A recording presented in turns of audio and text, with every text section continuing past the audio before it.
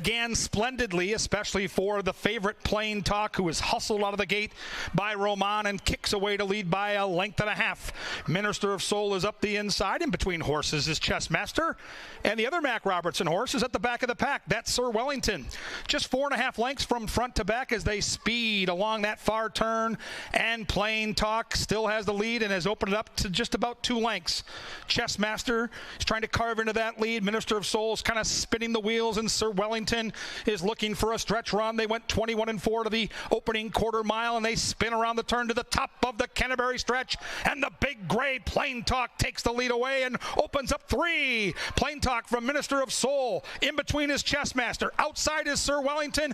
Into the final furlong they roll, and Plain Talk trying to hold off Minister of Soul, who's charging late. Plain Talk from Minister of Soul. The wire's coming, and Plain Talk got there.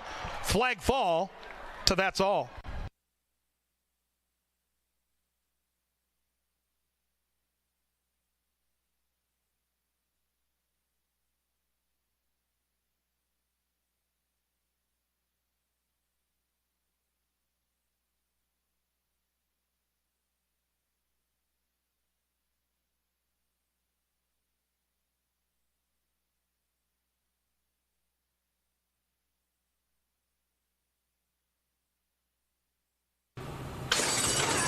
And they're off. Couple of slow starts. Bet Your Assets and Midnight Candy Storm both out a little slow.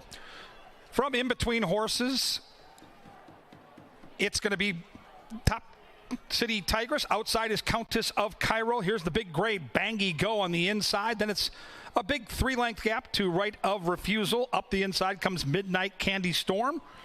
Then it's Bet Your Assets, who's made up some ground after that slow start. And at the back of the pack is Top Hat Tigress, the favorite Countess of Cairo, opening up a lead now and doing it easily here by a length and a piece. Rushing to the wire, trying to keep up with that one. Bangy Go is on the inside.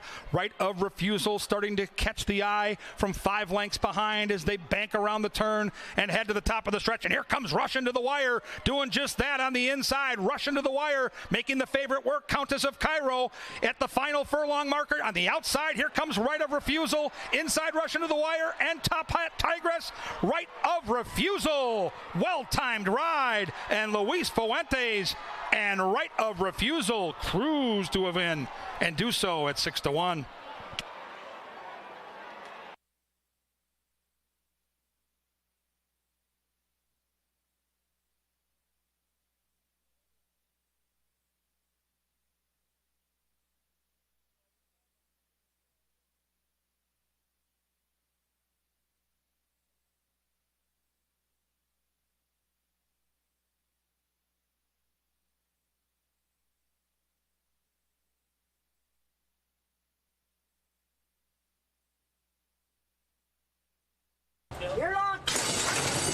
And the 3 are off in good order. And as expected, it's Swanage who's the first to show speed as they run by the judges. And Kelsey Haar and Swanage are going to try to slow things down on the front end. As they bank into the first turn, and Swanage leads it by a measured length. The favorite, Shabam, in a good spot, stalking in second. And Beyond Proper, content to trail, but just from 2 lengths behind this field. Up the barn side they go, and Swanage speeds away with Kelsey Haar leading it now by a length and a half. Shabam and Rye Eccleberry poised to pounce there in second, and Beyond Proper and Lindy Wade make it a 3-pack separated by 3. A moderate opening quarter mile that goes in 24-1, and Swanage still leads the way.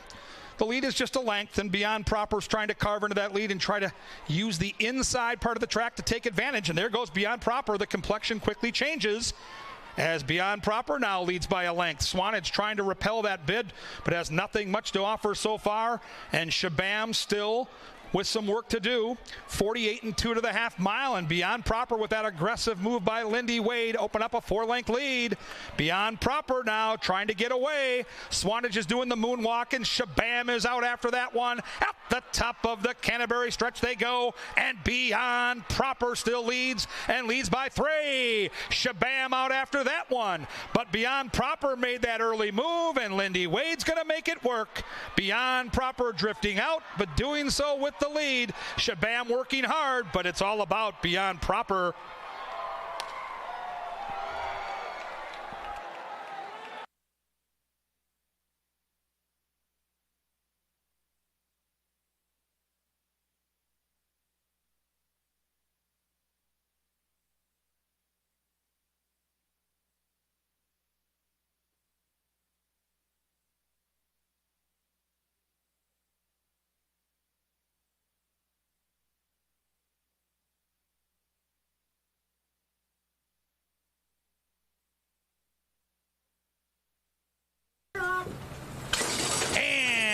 And they're off. Fast start for Jazzy Times, even though he stumbled. He gets off to a quick lead, joined by Ricky B. In between horses is Fireman Oscar. Outside is Deflator. And the last horse away is Ship It Red, as Jazzy Times making sweet music on the front end, leading it by a half length from Ricky B. In among horses is Fireman Oscar. Outside of that one comes Deflator and Kelsey Haar, and Ship It Red makes it a compact field with just 4 lengths from front to back, and Ricky B is pressuring the favorite Jazzy Times, and Fireman Oscar's looking for an aqueduct on the inside as he scrapes the paint, and they're all bunched up as they head to the top of the Canterbury stretch, and here comes the Fireman. Fireman Oscar roused to the lead inside. In between horses is Jazzy Times. Outside comes Ricky B in a late run from Deflator into the final furlong. Ricky B trying to poke the head in front. Deflator trying to come get the money. Kelsey and Deflator got there in the nick of time.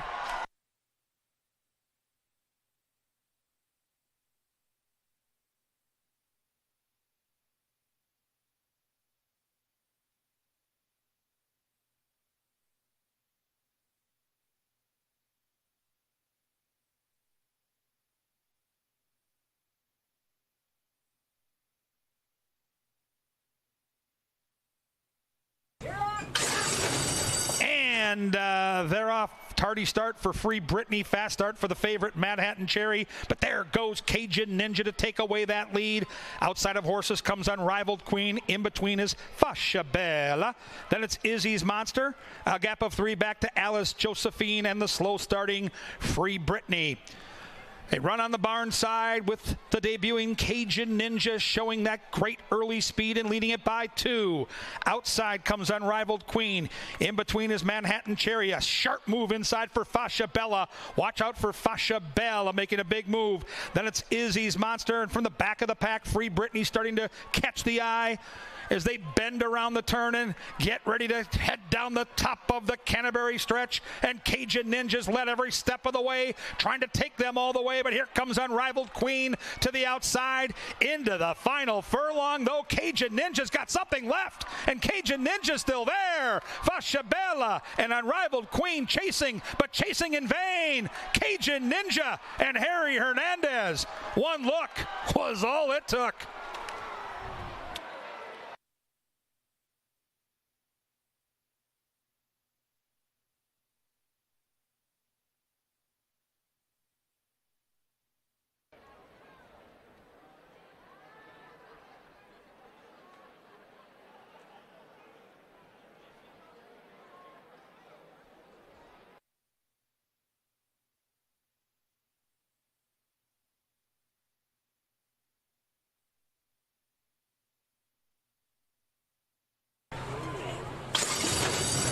And they're off. The field came off to a perfect dispatch, and the favorite, Don't Box Me In, wants to take control early and takes the lead away from Treasure Run, who is joined by Mountain Pine to the outside.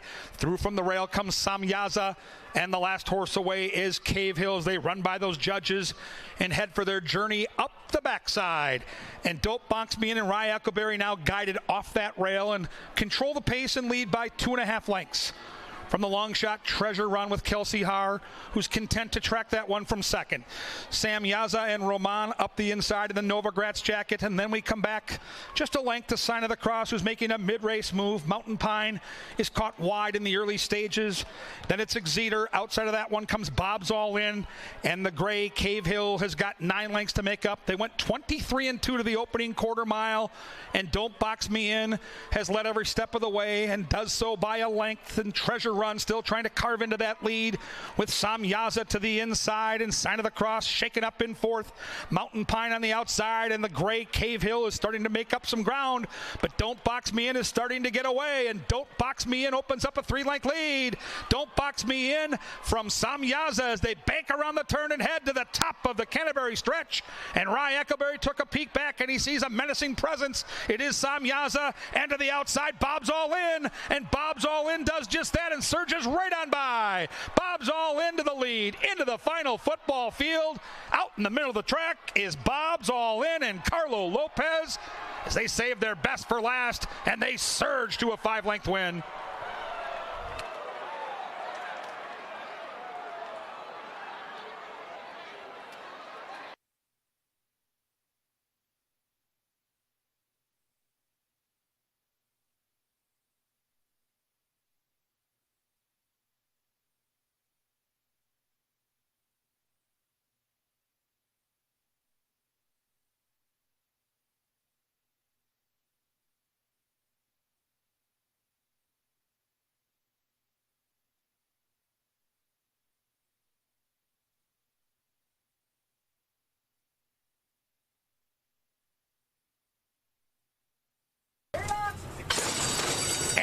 And they're off. The field came off to a perfect dispatch. Showing speed is Jack's Advantage, quickly joined by Magic Castle and the favorite Kierkegaard, pinned to the inside. Twisted Dixie is next, then Cumberland Avenue, and the last horse away is the gray You Split Tens. Up the barn side they go, and Magic Castle has the lead. Magic Castle by 3 parts of a length to Kierkegaard, through from the inside. Then we come to the long shot, Jack's Advantage. Outside of that one is Cumberland Avenue. Twisted Dixie is looking for a way through, and it's 3 lengths back to You Split Tens. They went 22-3 for that opening quarter mile, and Magic Castle has the lead and leads it by 3 parts of a length, trying to get away. Kierkegaard, the favorite's in a good spot, poised to pounce. Cumberland Avenue's shaken up, trying to respond, and then we come back to Twisted Dixie. Around that turn they go. Magic Castle still held together nicely by the queue. It's Magic Castle by 2. Kierkegaard trying to get off that rail, leaving an opening for Twisted Dixie, and they charge down that Canterbury stretch with Magic Castle to catch. Here comes Kierkegaard. Kierkegaard's unwinding to the outside, Twisted Dixie to the inside, but still Magic Castle is there. Magic Castle's trying to get to the wire. Kierkegaard's trying to get him. Magic Castle, Kierkegaard, Magic Castle by a desperate neck. Magic Castle.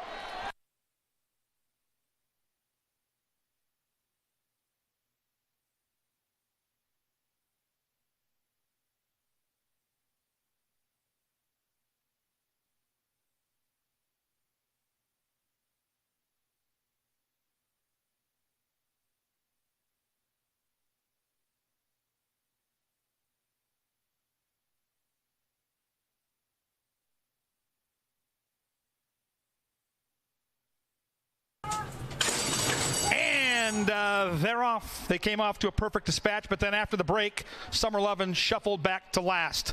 Cha showing patented early speed, and there goes Cha, taking the early lead and leading it now by a couple lengths. Circulode Ganadoris is next on the inside. In between horses is Pretty Sweet. Up on the outside is Flying Business. And we come back to the favorite, who's got 4 to make up. That's Second Grace. Inside is Sailing in the Sunset. Summer Lovin's way at the back. 17 lengths from front to back. 22-1 for the quarter mile, and it's the long shot and Crystal Conning who guides Cha to a 2-length lead. But now that lead is starting to shrink as here comes the favorite, Second Grace. And in between horses is Circulode Ganadoris, and Circulode Ganadoris and Kelsey are right there in among horses. Right behind is Sailing in the Sunset. Top of the Canterbury stretch, Cha relinquishes the lead to Circulode Ganadoris. Outside is Second Grace. From the back of the pack, here comes M&M Girl. M&M Girl surging to the inside. Here comes Sophia she's trying to get through on the inside, trying to catch Circulode Ganadoris, and she has! M&M Girl and Sophia Barandella right up the rail. What a ride!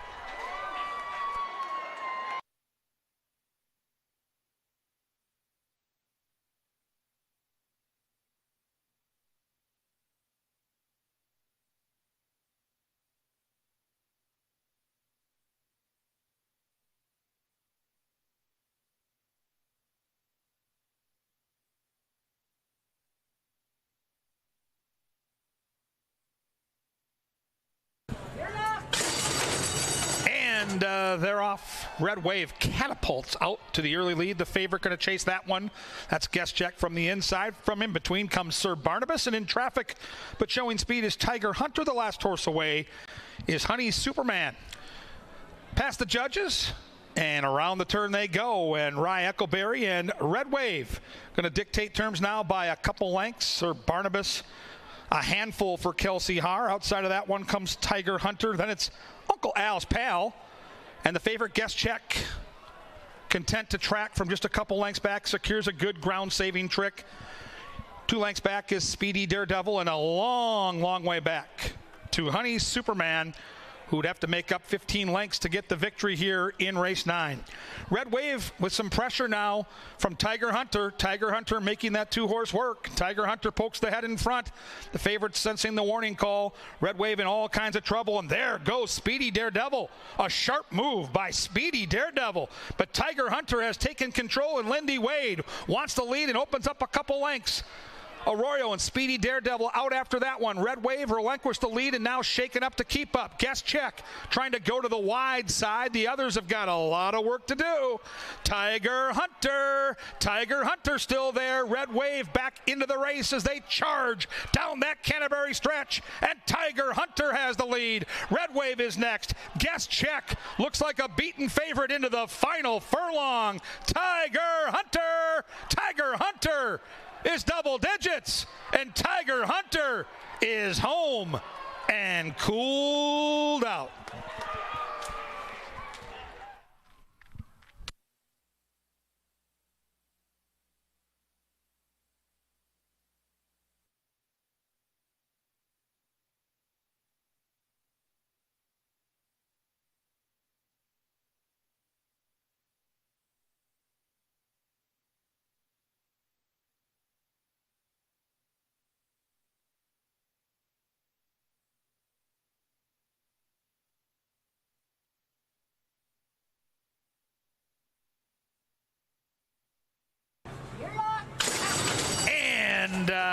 They're off from in between horses. Celtics Wildcat speeds to that early lead, joined in kind by She's on Easy Street. Flash Flood hustles up the inside. The favorite is right there behind those horses. That's Minnesota Nice. And the last horse away is With Her Boots On. And Celtics Wildcat and Luis Fuentes, he tries to throttle that one down on the front end. They lead it by a desperate neck from Flash Flood to the inside. She's on Easy Street to the outside. Sense of Flurry and Rye Eckleberry set up in a perfect spot, just a couple lengths behind those leaders. The favorite is fanned out 4 wide. That's Harry Hernandez in Minnesota Nice. That's a gap of 6 lengths back to Maiden Rock, and still nothing from With Her Boots On. They went 24-2 for the opening quarter mile, and it's a jumbled front pack here, led by Celtics Wildcat. She's on Easy Street has been clinging to that one all the way. Quinones can wait no longer. He's on the inside looking to make his move on Flash Flood, and there goes Minnesota Nice. And Harry Hernandez cuts with that favorite, and Minnesota Nice makes a conspicuous move. Celtics Wildcat tries to run with that one. Flash Flood is right there tracking. Eckleberry's all over Sense of Flurry. Nothing from She's on Easy Street, and With Her Boots On is impressing from the back of the pack, but has 8 lengths to make up. Top of the Canterbury stretch, and Celtics Wildcat still there. Minnesota Nice on the outside. Here comes With Her Boots On as they charge down that Canterbury stretch. Minnesota Nice to the front. With Her Boots On charges up the inside. From the back of the pack is Maiden Rock into the final football field. Minnesota Nice With Her Boots On coming quick. Minnesota Nice With Her Boots On. Minnesota Nice got there.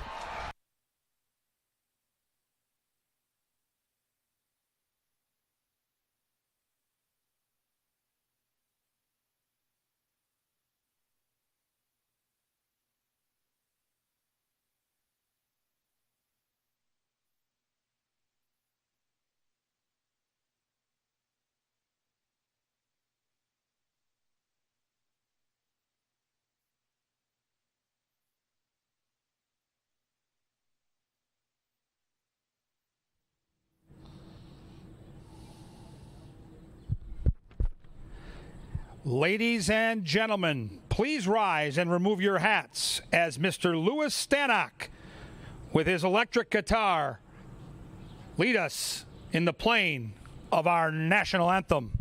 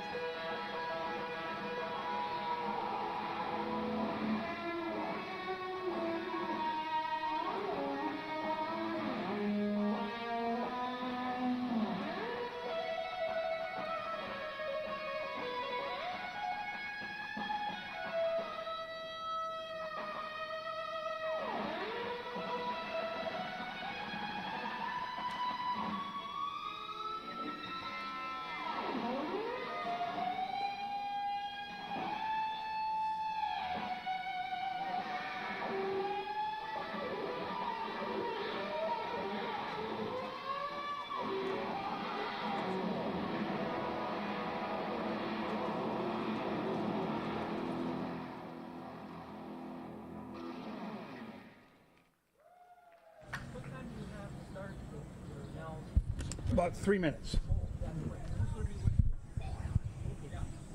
Hold on 1 second.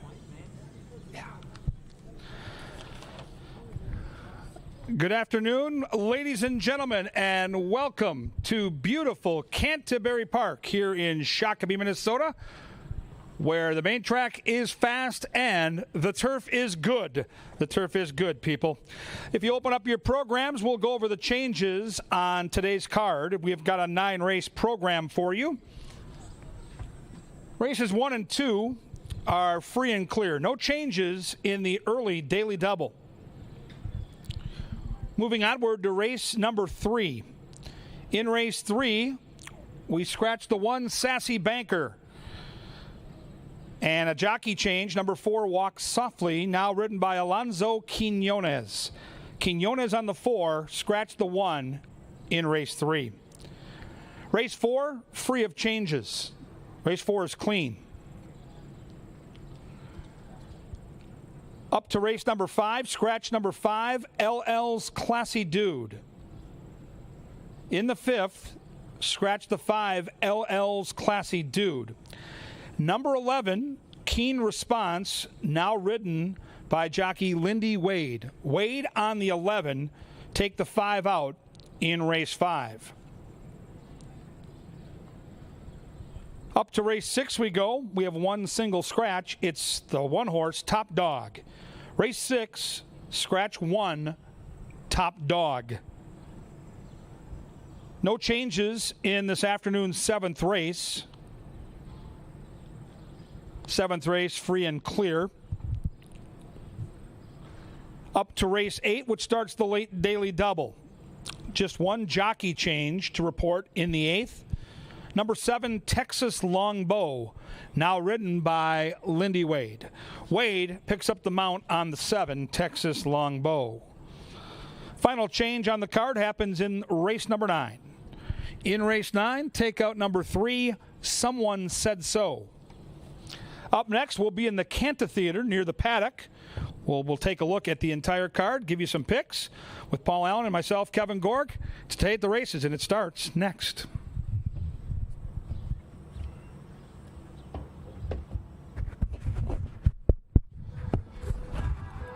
So, Maxie's still...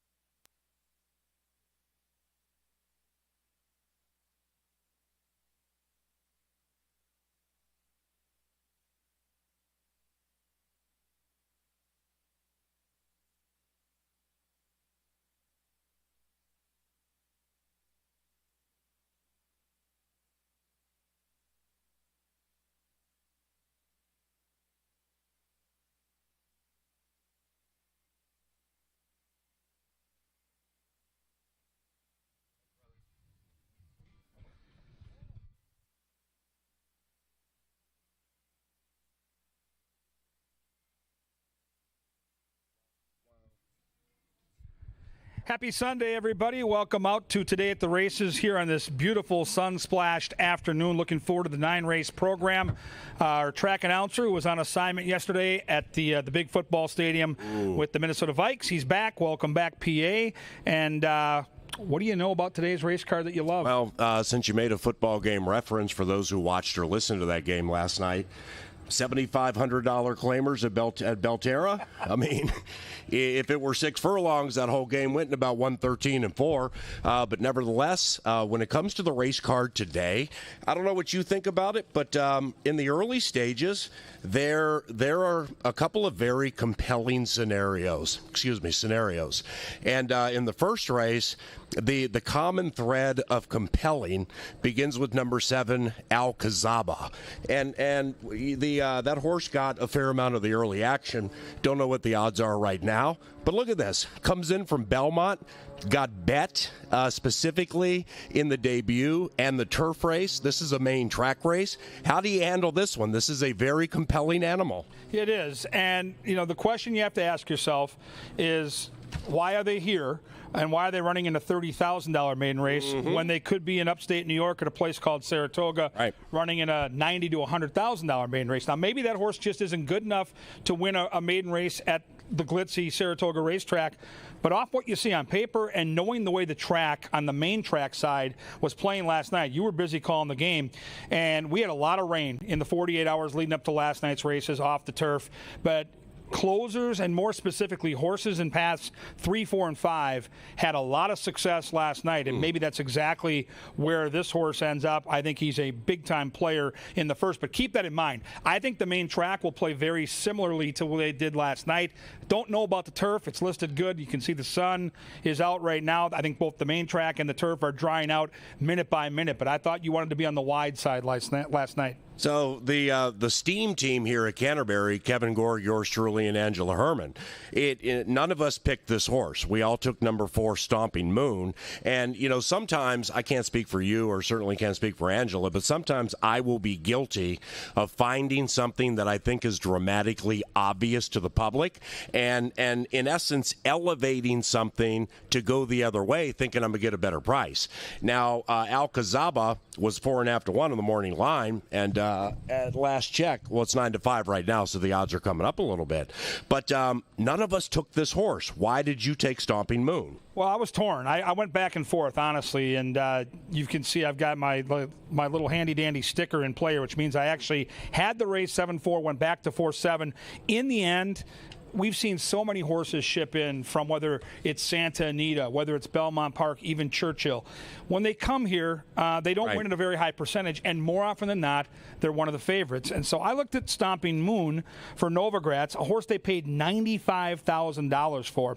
And Mac Robertson has debuted some pretty nice horses in the final month of racing. It's a barn that always does well here, PA, but it's a barn that seems to really heat up in the final month of racing. So the workouts look good. The breeding is certainly there. So I'm going to take a shot that Mac's horse could be special, whereas we kind of know who this New York horse is and we know why he's here. Absolutely can win. Could not do a pick 4 ticket without using that 7.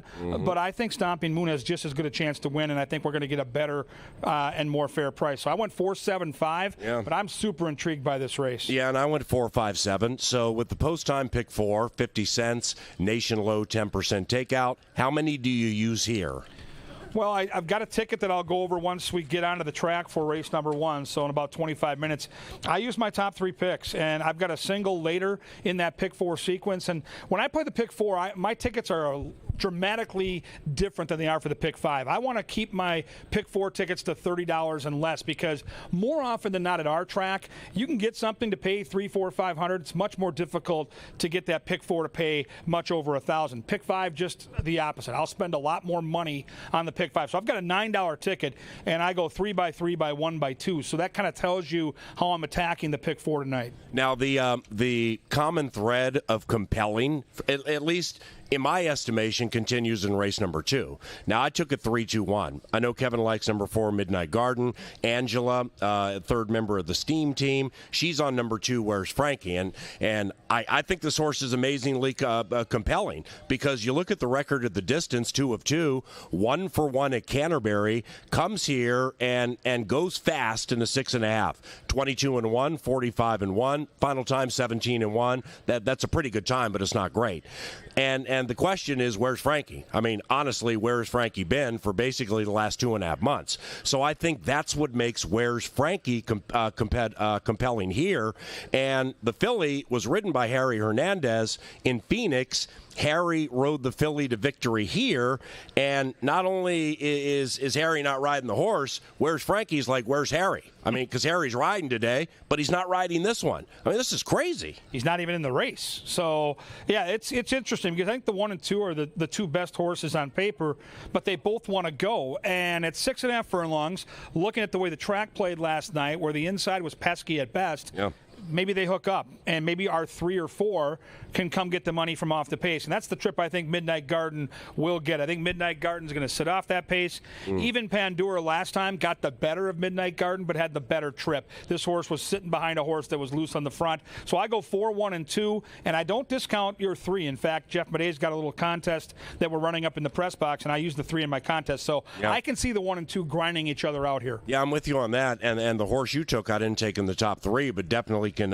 find a way for that mare to win.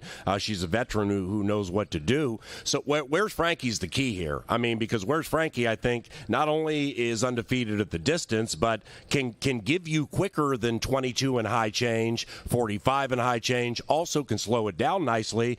Zeke doesn't have a win this week, but nevertheless, he's been having a fantastic season, so he's very trustworthy. I took the horse second. I went 3-2-1 with Stars of Bluegrass. Very difficult race for me. I could tell Kevin struggled with it a little bit too. Stars of Bluegrass, undefeated at Canterbury on the main track. They go 6.5 here. We have a victory at 6 furlongs that went in 11-4. That's slow. And then we had a victory at 1 1/16 in the mud. Final time on that deep, muddy track doesn't necessarily matter as much to me as the burst at the top of the stretch. So then now we go on the turf last time. And granted, the filly is 3 of 11 lifetime on the turf. She ran into a horse who probably is going to be horse of the year in Midnight Current. Correct. And that's just very, very difficult to compete from that optional 10 up to that optional 20 when you hook something like Midnight Current, and Looking So Lucky came out of that race to win. So I noticed Sprino had a victory last night, and Barnes gets cyclical. When they're good, they stay good. When they get bad, they go bad for a little bit. He owns this one, and I just think on this main track at this distance, she's going to get lost in the wagering a little bit, and I'm definitely going to bet her to win. 3-2-1 in race number 2. The third race, maidens head to the turf course, and the turf is listed as good. And in race number 3, scratch number 1, Sassy Banker. Number 4, Walk Softly, is picked up by Alonzo Quinones. Steam team, we all 3 members of the Steam team, we just see it differently. I like number 5, Elegance and Tonic. KG likes the 4, Walk Softly with Q. Angela's on number 6, Delusional Dream. Why do you like that 4? Well, I fall into the 4 because I think the horse is one of the few horses in here that's got some upside. Everybody else has so many starts. I mean, you look at Bones and Roses, the morning line favorite with our top jockey. She's 0 for 18. I mean, I'm going to have a hard time picking a horse that's 0 for 18. So even though Walk Softly's turf figs are cut below, she's only had 6 starts, and 5 of those have been on the turf. I just see some upside here. Yeah. Third time back at the track. Tried to close last time against similar competition. Got third. You know, I think the horse will be a fair number, 4 or 5-1. So I'm going to take the race 4, 6, and 2. I think Angela's horse is the horse to beat. But again, we're looking at 0 for 11. So what do you do? It's a tough race. Yeah, and when you talk about lightly raced, that played into the reason I took number 5, Elegance and Tonic, is the filly. I mean, she's dropping from straight maidens to $15,000 maiden claimer, so that definitely would be a tell. That definitely would be Beeler and or the owners indicating near the end of the season with this Minnesota bred who's probably not going to run anywhere else in the offseason, kind of what they think of the filly at this stage of the equation. Now, if you look at it pragmatically, the purse is $12,000. If you win and you get 60% of that 12 and you get claimed for 15, that's not a bad payday at the end of a season with a Minnesotan for which you paid $1,000. So this is playing the game, and I just think they shove Elegance and Tonic into a spot where she has turf experience, and the distance is going to be tricky when you get down to these maiden claimers. Who's going to like that extra 70 yards? Who's going to finish well?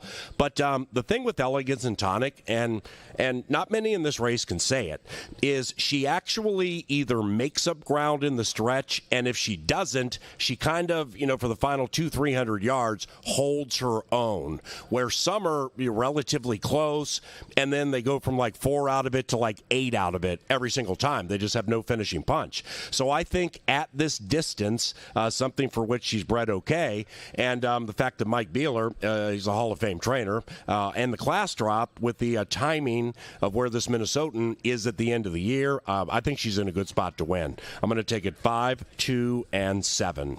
The fourth race, pick 3 wagering, it's 50 cents. Races 4, 5, and 6. If the pick 4 and or pick 5 is not for you, then try the pick 3s. Like if I go on slumps and pick 4s and pick 5s, I'll go down to pick 3s. Try to get myself hot that way. If that doesn't work, I'll go down to doubles or just straight win bets. But that's why we mentioned the pick 3 beginning here with race number 4.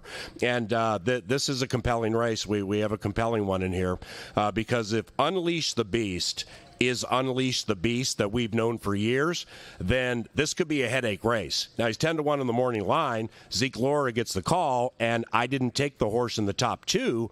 But Unleash the Beast, we've just seen so many good things with this horse, and he had a little baby layoff in there. I don't think he's going to win. I took it 5-1-2. I know you're on the 3. First, what do you think of the Beast? He's low in speed. If he's right, he wins. He comes back off a long layoff since March, so he's pointing to this meet. They're ready to go for the season in Shakopee, a track where he has 8 career wins. It's terrible. He runs bad, and now we haven't seen him since June 23rd. I mean, I see a couple of workouts. They're good workouts. And if he's anything close to himself, he is going to be loose. 5 might push him in the later stages, but he is going to be on the front end and loose. I go with the 3 because I know who the 3 is. And the 3 is a horse that loves Canterbury. This horse really caught my eye last year. When he won those races last year, this was a very, very speed-friendly track. And he overcame that by making up a ton, and I mean a ton of distance. The Oaklawn races were okay, except for the last one where he didn't fire. Mac was smart, put the horse on the bench. Now we have some workouts, and we have the Barnes go-to guy in the saddle. Tells me we're on go time today. We're going to get 3-4-1 on a Mac Robertson horse in August. That's enough for me. I go 3-5-1. Yeah, and if Derby Code had any form of race off this little layoff, then I mean the odds would be closer to even money, and I probably would have selected the 5-year-old. But if there's a chance to catch Derby Code at a mile where he's 5 for 6 in the top 2, and it's not like he hasn't won off little layoffs before, because I believe he has. I think this is a time to catch a favorite, horse who I think might end up going favored, and try to beat the horse. Unleash the Beast with that early speed, absolutely on my pick 4 ticket. But the reason I took Astronomical is I think he's going to be the one that's right behind Unleash the Beast, and if the Beast gets out there on his own and he's feeling good, and his regular rider Luis Negron, it's not that he's not opting to ride the Beast. He's not here. He left weeks ago. So Zeke Laura gets this call, and Ezekiel is good on horses like this, and he's been one of the better upset riders we've had at Canterbury since I started here. So exactly what Kevin said. If the Beast feels good, gets on a lonely lead, the race is over at like 5 or 6 to 1. If there's a problem and he backs up for whatever the reason, I think Astronomical is going to be the one sitting right behind him, and as our harness friends can relate to, we're going to get first over. And then after that, I have no idea what's going to happen. T-Bone's Trick is tough. Derby Code certainly tough. I think Flat Out Winner's tough. It's a it's a nice race. Cool race. Yeah, small on numbers, long on talent. 5-1-2 for me. Race number 5 to the turf course. This begins the 50-cent pick 5.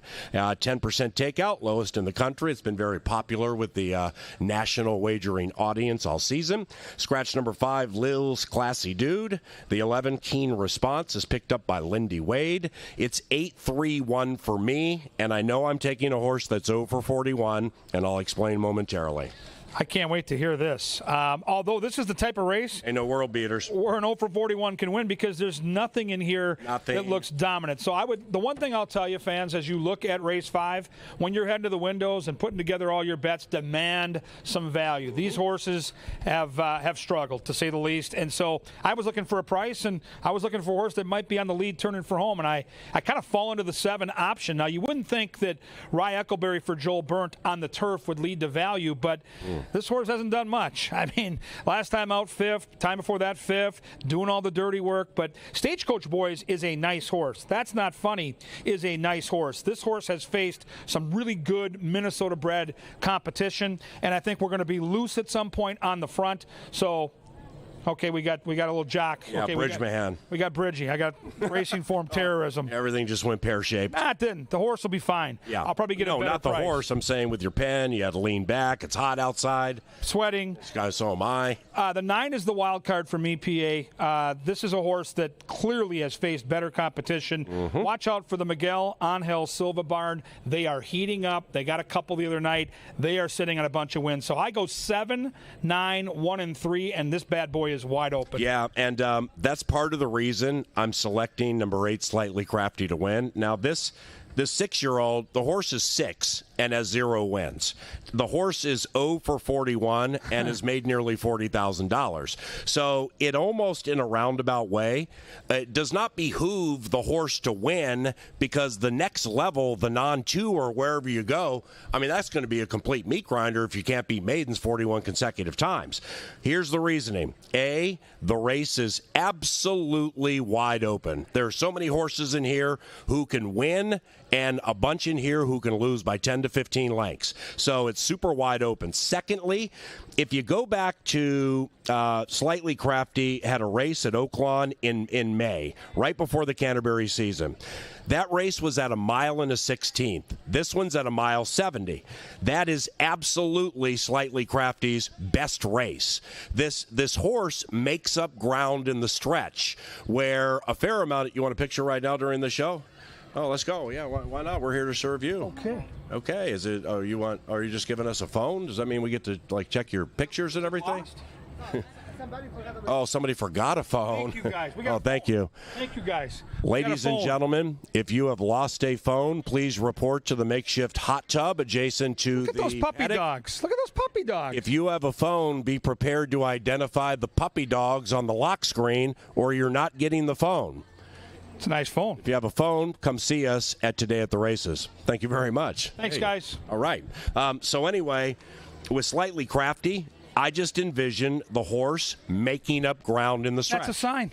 What? You're talking about Slightly Crafty. Yeah. When a horse wins, they get their picture taken. Amen. And this is a picture-taking device. And they call their friends. Slightly Crafty wins. Cinch. It's over. Kelsey Haar will be in the winner's circle. Mouse, head to the ATM post haste. It's done. I'm going to the PATM because of that horse racing epiphany we just had. Unbelievable. I don't need to say anything else. Over. The horse wins. 8-3-1 in Done. Slightly Crafty. We believe. Race number 6. Once again, seriously, though, if somebody lost their cell phone and they were taken in the pre-race show, we have it here. Be honest and come on up and get your phone. Race number 6, pick 4, final one to commence the week. Scratch number 1, Top Dog, 572 for me. I wanted badly to pick the 5 Hightail Cowboy here in the 6th, but I didn't know what Nacho S, the 4, would do to the pace of this race. And so at the last second, I went off of Hightail Cowboy. I get onto the 6, direct action. I'm going to go with the Miguel Angel Silva barn. They're sitting on some wins. The pace is going to be honest. The horse can come get them. The blinkers go on. It's 6, 5, and 2 for me. Got no idea whose phone this is, but you just got a call from the Minnesota Lottery, and you had 4 or 5 in the Powerball last night. Close. And if you don't collect within the next 90 minutes, you don't get the money. So here's the phone, here's the Powerball, here's Slightly Crafty. You're on your own after that. 572 for me, Hightail Cowboy, bet the horse last time. It is a rare Joel Burnt claim. And he claimed this one for himself and Burnt Racing. I love how the horse ran last time. Got a little excitable early and went a little fast early. This horse was entered in a race, I believe a class level or two higher than this one a couple of days ago, scratched. I think we're looking at 6-5, and I think we're looking at a relatively easy winner. I'm going to single this one actually in my pick 4. I'm going to go 5, 7, and 2 in race 6. 7th, the 7th of 9. It's a dash on the turf, no scratches, no rider changes. This one could be pretty cool. Every member of the Steam team on Baby B Mary feels like a 5-2. Broberg and Eccleberry have been lethal all over the country. Likewise for Justin Rivak and Rocket Wrench Racing. They've been doing very well. I like Baby B Mary. I don't know if I love her. Do you love her enough to single her? I don't know if I could single in this race. That would be bold, but I really do like the horse. This is what Carl Broberg does and does so well. He finds horses, claims them, and they win. Yep. And she's sharp. She's got speed, but she doesn't need the lead. So really, PA, she can work out her type of trip. I think she gets the trip. I think she's the best horse on paper, and I think she wins. The 3 is a ship and dipper. I don't know what to do with the 3.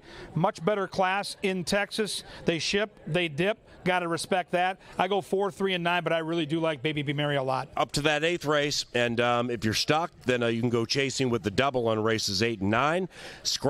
Not scratch. Number 7, Texas Longbow, picked up by Lindy Wade. Lindy Wade rides number 7, and I take it 7-5-1. Hi-Ho Cheerio is going to be a handful. I went back and forth between the 7 and the 5, ended up on the 7-5-1. Yeah, this will be a pick 5 single for me. I love Hi-Ho Cheerio. Yeah. I love the form that this horse is in.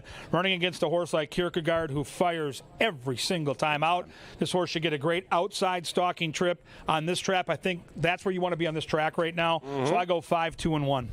9th race closes festivities. Those of you here with kids, in case you didn't know, we've done it for years. After the final live race on Sundays, we bring the kids out on the track, and we have a couple of 40-yard dashes. One for kids 8 and older, the other for those 7 and under. So that'll take place about 5:15, 5:20. Race 9, scratch number 3, Someone Said So. Angela and I both love number 1, Lady Gold Start. She's looking to win 4 in a row. Just a big, sturdy, beautiful horse. I think she's going to be a handful in here. KG's going to try to upset the metaphorical apple cart with number 5, Ellie's Town. 1-4-5 for me. Yeah, it's a 2-horse race for me. It's the 1 or the 5. I went back and forth. I just think the 5 draws the much better post. Lady Goldstar's going to have to work on a trip because Star of the North to her left is fast. A Rose and Wine is fast. She'll be bottled up behind those horses. I think Quinones can work out a really nice trip where he pins that one in, and I think the trip might make the difference, but I think it's clearly down to the 1 or the 5. It might be the easiest exacta box on the card today. I go 5, 1, and 7. All right, seriously, if somebody lost a cell phone at Canterbury and they were out sitting on the green benches looking at the paddock, and the lock screen has a couple of Yorkies on it, this gold phone or the gold phone case is going to be at the first level information booth. If you lost a cell phone, first level information booth. For Kevin, I'm Paul. Good luck.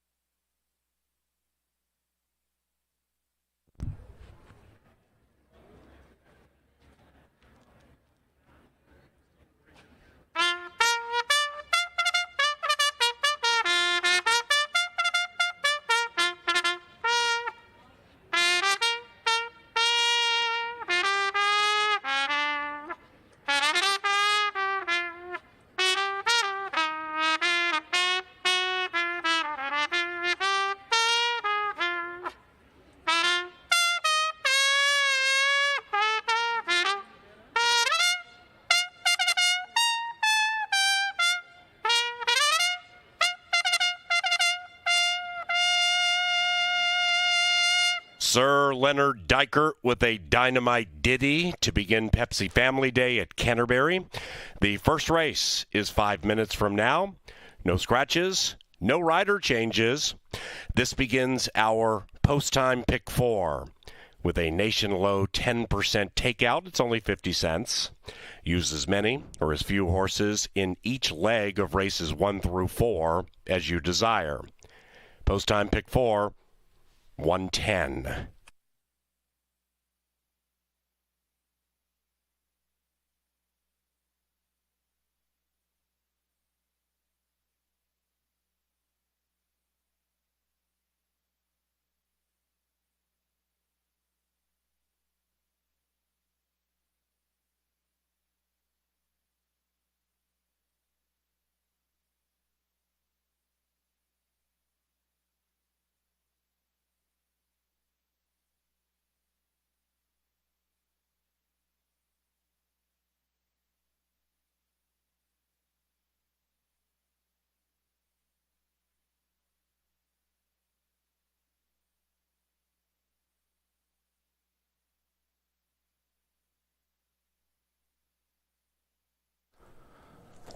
All right, Canterbury faithful, time for that post-time pick 4 ticket we talked about in our Today at the Races program. It's a $9 ticket today, very affordable. Not going to spread too far here in the first. I'm going to use 3 horses, the 4, the 5, and the 7. I think it's the 4 or the 7, but I mixed the 5 in there off that really good debut for Vic Hansen. Kelsey Hart continues to ride very, very well as well. So 4, 5, and 7 here in the first. In the second race, 1, 2, and 4, the 2 speed balls, and my top pick, the closer, that might reap the benefits of a speed duel with those inside 2 markers. The key to the pick 4 ticket is going to be race 3, where I single the 4. I really like Walk Softly. Quinones picks up the slack here. Horses on a class drop. Horses raced against some nice turfers. Should get a great trip today, third time back. And finally, if we're alive, we go to the 4th race. We get 2 horses. Derby Code, the 3. Astronomical, the 5. Astronomical gets first run. Derby Code might get the last say. 4, 5, and 7 with 1, 2, and 4. With 4, with 3 and 5. Just a $9 investment. That 10% takeout with the pick 4 is legit. It pays hundreds, sometimes thousands. It's the best value in the game along with our pick 5. So make sure you take my ticket and play it, or you modify my ticket. Add some horses, take some out, do what you want with your opinions, mix it up. But the bottom line is you got to get in it to win it. The pick 4 happens in 3 minutes. Happy Sunday. Good luck today at Canterbury. I'll see you out in the paddock.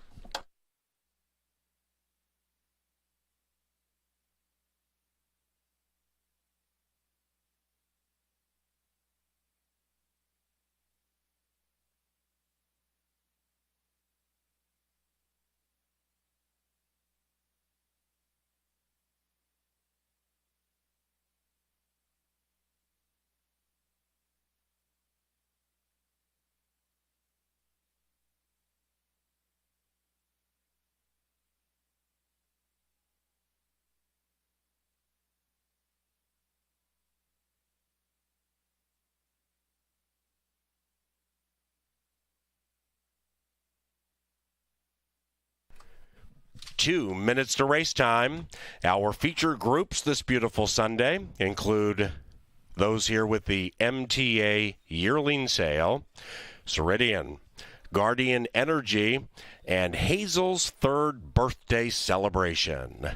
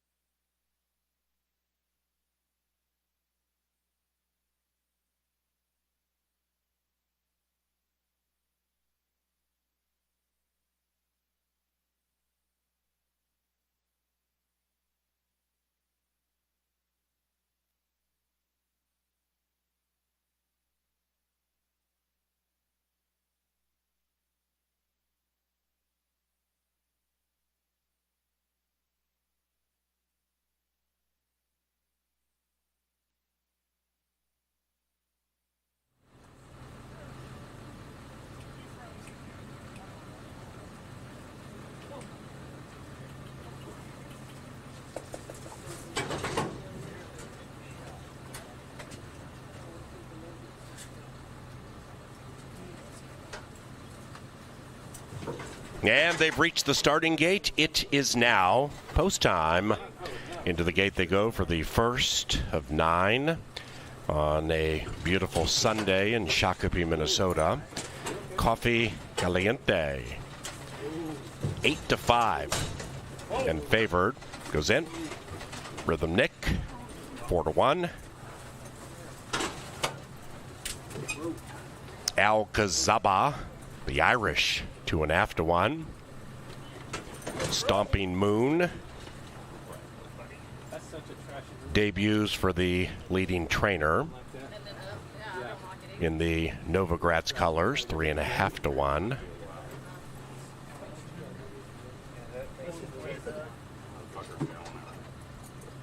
The 6 is a good 30 yards behind the gate.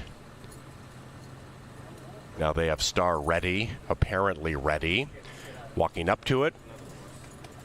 Al-Kazaba spinning about behind the gate in Mr. Thayer's colors. Here comes Star ready. Get a horse back! Happy Sunday, and here they are.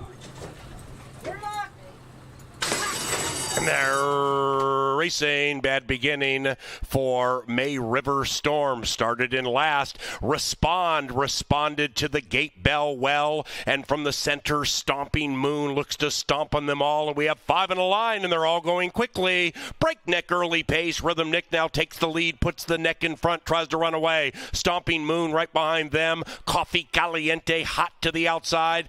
Al-Kazaba, the Belmont Steam, sharp but very wide. Then it's a mile back to Star Ready and May River Storm. Up top it is Rhythm Nick, rhythmically speaking, leading it by a half. Outside Al-Kazaba, menacing presence. Coffee Caliente waiting for the light of day. Stomping Moon, 4 out of it. And to the outside of Respond. May River Storm is running on fast, but a mile out of it, and up goes Rhythm Nick. And Rhythm Nick at 3.5-1 puts 2, make it 3 on the field. Al-Kazaba jumping up and down, likewise for Coffee Caliente, and it's Rhythm Nick and Harry effortlessly. Rhythm Nick prevails by 4. Second, Coffee Caliente. Al-Kazaba third.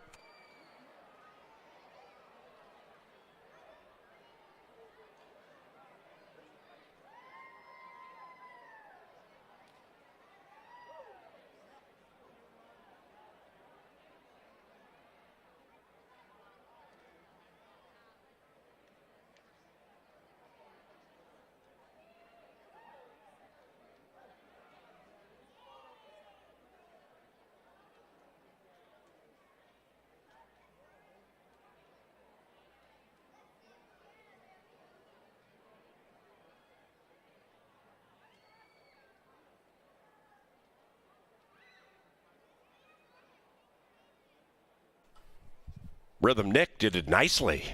First, photography for the rest.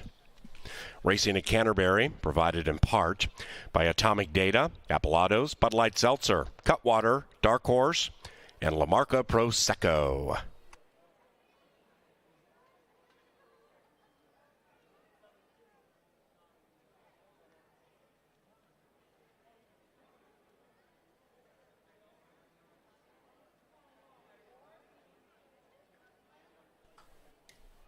The numbers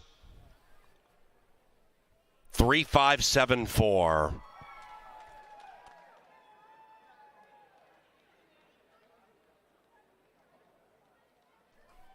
We thank Fairfield Inn & Suites Shakopee, Gallagher, Greystone Construction, and Holiday Inn Express and Suites Shakopee for 2022 summer sponsorship.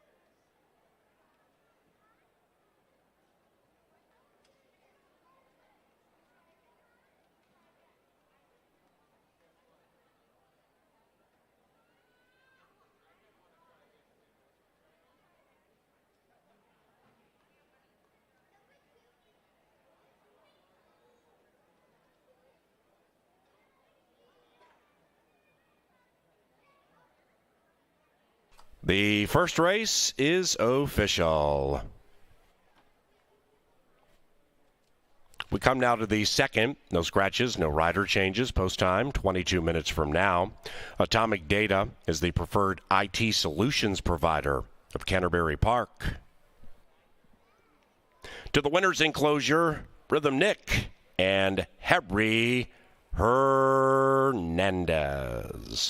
Rhythm Nick is owned by Bill Kroska's Miracle Logistics.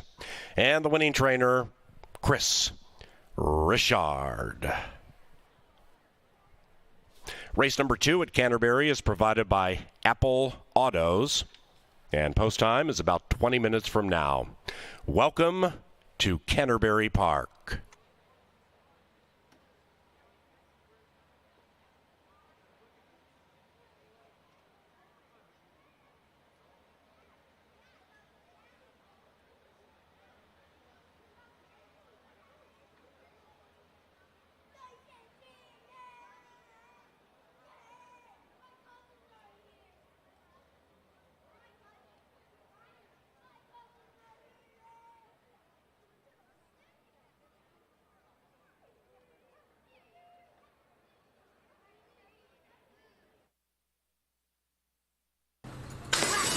And they're racing. Bad beginning for May River Storm. Started in last. Responded to the gate bell well. And from the center, Stomping Moon looks to stomp on them all. And we have 5 in a line, and they're all going quickly. Breakneck early pace. Rhythm Nick now takes the lead, puts the neck in front, tries to run away. Stomping Moon right behind them. Coffee Caliente hot to the outside. Alcazaba, the Belmont Steam, sharp but very wide. Then it's a mile back to Star Ready and May River Storm. Up top, it is Rhythm Nick, rhythmically speaking, leading it by a half. Outside, Alcazaba, menacing presence. Coffee Caliente, waiting for the light of day. Stomping Moon, 4 out of it. And to the outside of Respond. May River Storm is running on fast, but a mile out of it, and up goes Rhythm Nick. And Rhythm Nick at 3.5 to 1, puts 2, make it 3 on the field. Alcazaba jumping up and down, likewise for Coffee Caliente, and it's Rhythm Nick and Harry effortlessly. Rhythm Nick prevails by 4. Second, Coffee Caliente. Alcazaba third.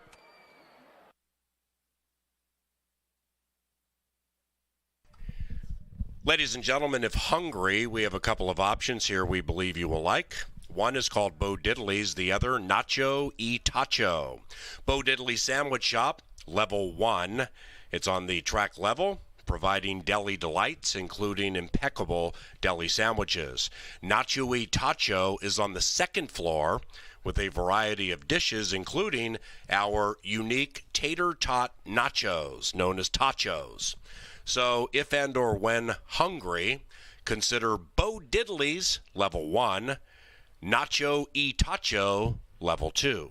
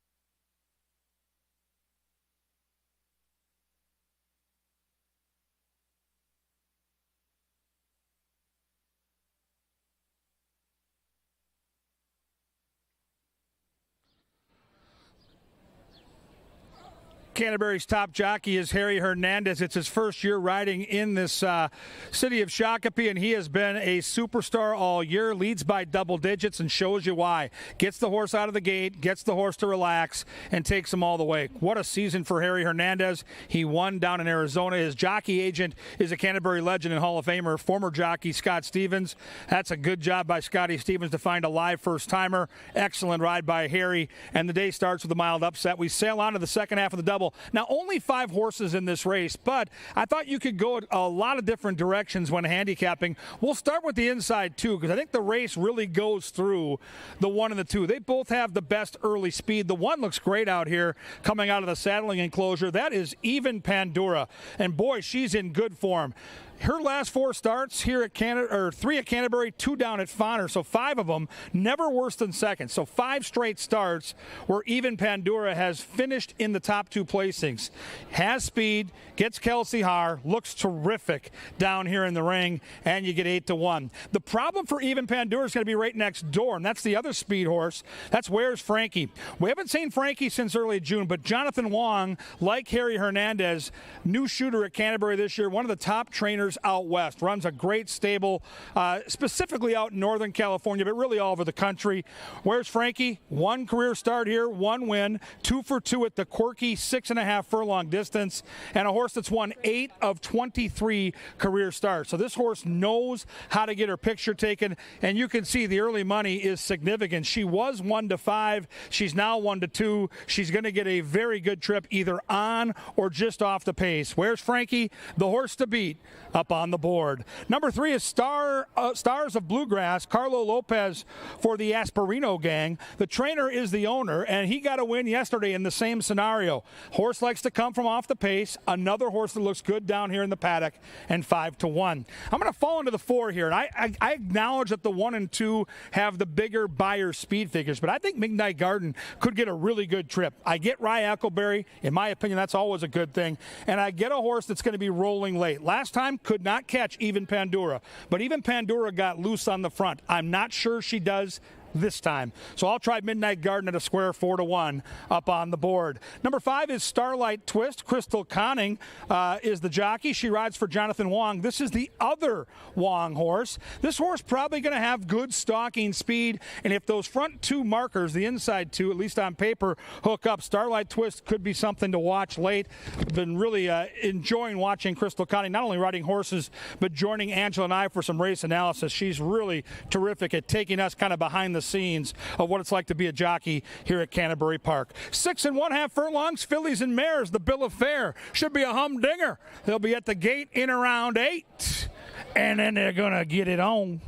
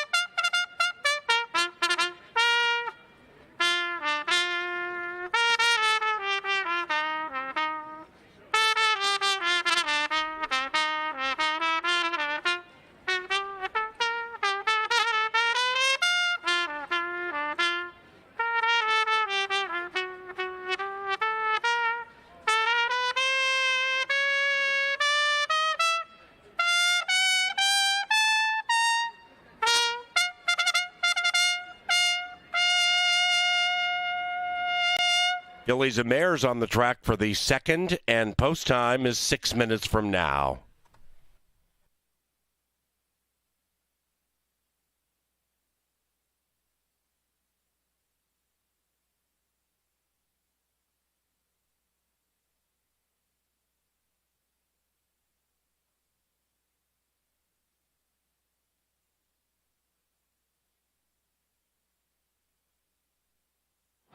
While we wait this 6 minutes for race number 2, I'm going to remind you of a few things coming up here at the park.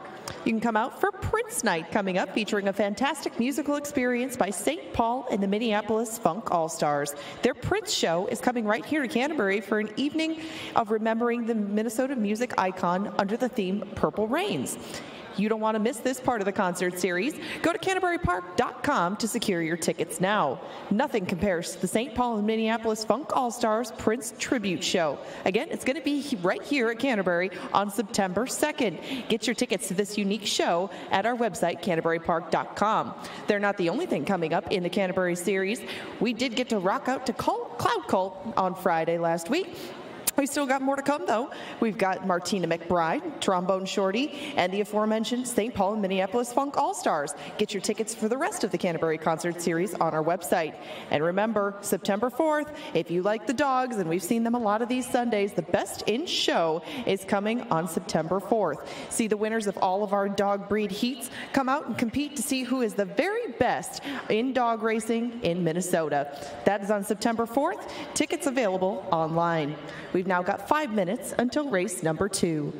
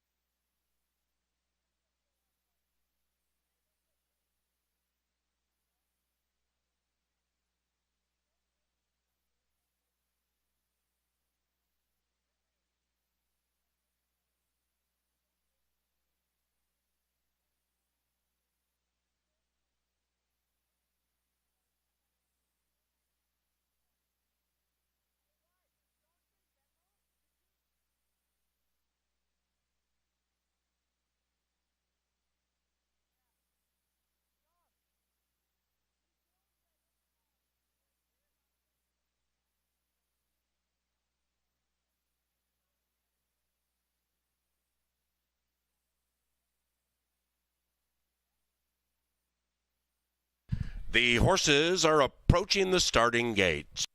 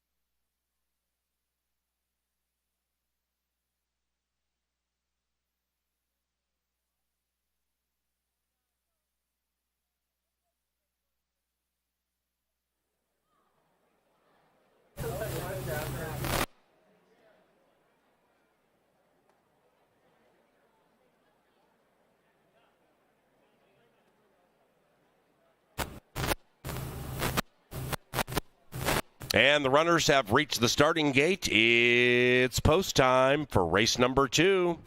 A very happy birthday to Rachel. From all your friends at Canterbury, Rachel celebrating her birthday in the winner's circle. Welcome to the park.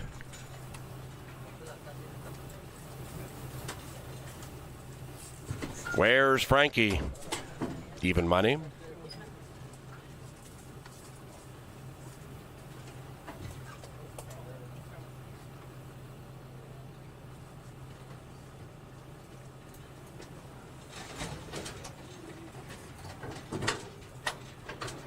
One out. Fillies and mares going 6.5. And here they are. And they're racing, and the 5 broke in a perfect line. Where's Frankie in her quest to win 5 in a row? Broke out very speedily. Even Pandora keeps up with her to the inside. Midnight Garden right alongside to the outside. And now with 5 to travel, we have 3 astern. Tracking them is Stars of Bluegrass. 8 lengths clear from the long shot Starlight Twist. 4.5 to go, and nothing gives between the leading 3. Where's Frankie puts the red shadow roll in front. Midnight Garden continuing to bask in the Shakopee sun. Even Pandora looking to win 2 in a row in a compromising spot to the inside, shoved on by Kelsey. Stars of Bluegrass hoping to reap the benefits from 3 out of it, and the one in last is Starlight Twist, and they approach the top of the stretch. Zeke Laura all over Where's Frankie. Outside of that, Midnight Garden, and behind them Stars of Bluegrass. Even Pandora back and forth, 4 out of it, and they head for the money. Where's Frankie has given way, and taking the lead is Midnight Garden. Stars of Bluegrass. Even Pandora's resurgent, but Midnight Garden has spurted clear, and Midnight Garden opens up a convincing lead and wins it by 6. 4 and a photo in race 2.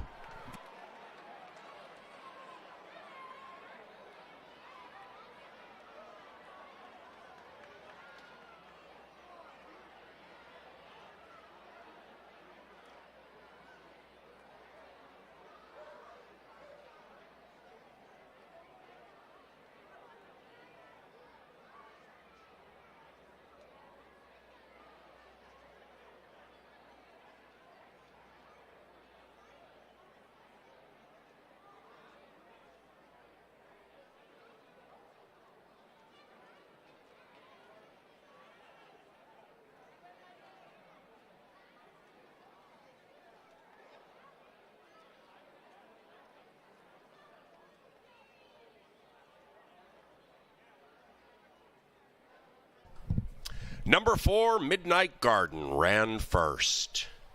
117.56 the final time. And a photo for the rest.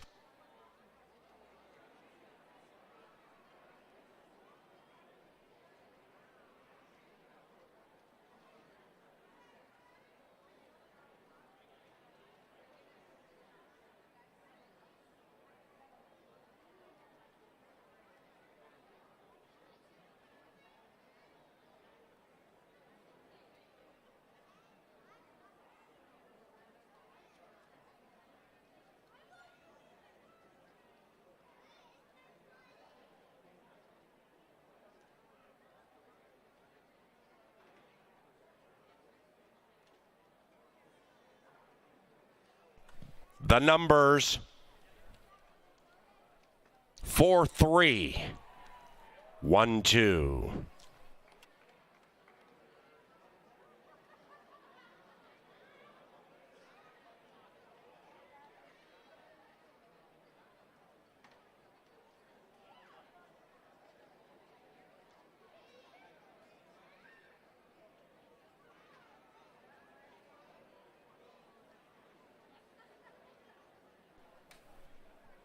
The second race, the Frogs Purse, is official.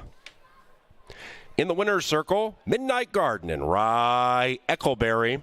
The winning owner and trainer, Jose Silva Jr.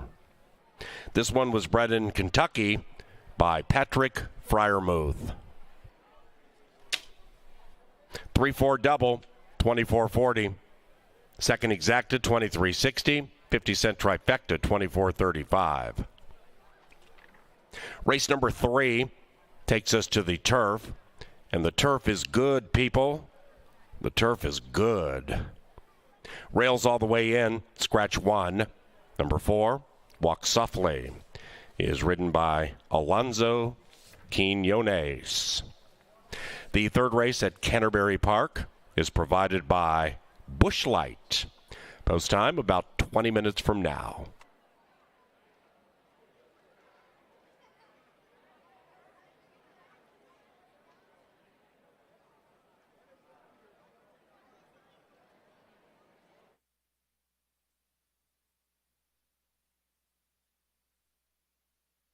You're locked. And they're racing, and the 5 broken a perfect line. Where's Frankie in her quest to win 5 in a row? Broke out very speedily. Even Pandora keeps up with her to the inside. Midnight Garden right alongside to the outside. And now with 5 to travel, we have 3 astern. Tracking them is Stars of Bluegrass. 8 lengths clear from the long shot Starlight Twist. 4.5 to go, and nothing gives between the leading 3. Where's Frankie puts the red shadow roll in front. Midnight Garden continuing to bask in the Shakopee sun. Even Pandora looking to win 2 in a row in a compromising spot to the inside, shoved on by Kelsey. Stars of Bluegrass hoping to reap the benefits from 3 out of it, and the one in last is Starlight Twist, and they approach the top of the stretch. Zeke Laura all over Where's Frankie. Outside of that, Midnight Garden, and behind them Stars of Bluegrass. Even Pandora back and forth, 4 out of it, and they head for the money. Where's Frankie has given way, and taking the lead is Midnight Garden. Stars of Bluegrass, even Pandora's resurgent, but Midnight Garden has spurted clear, and Midnight Garden opens up a convincing lead and wins it by 6. 4 and a photo in race 2.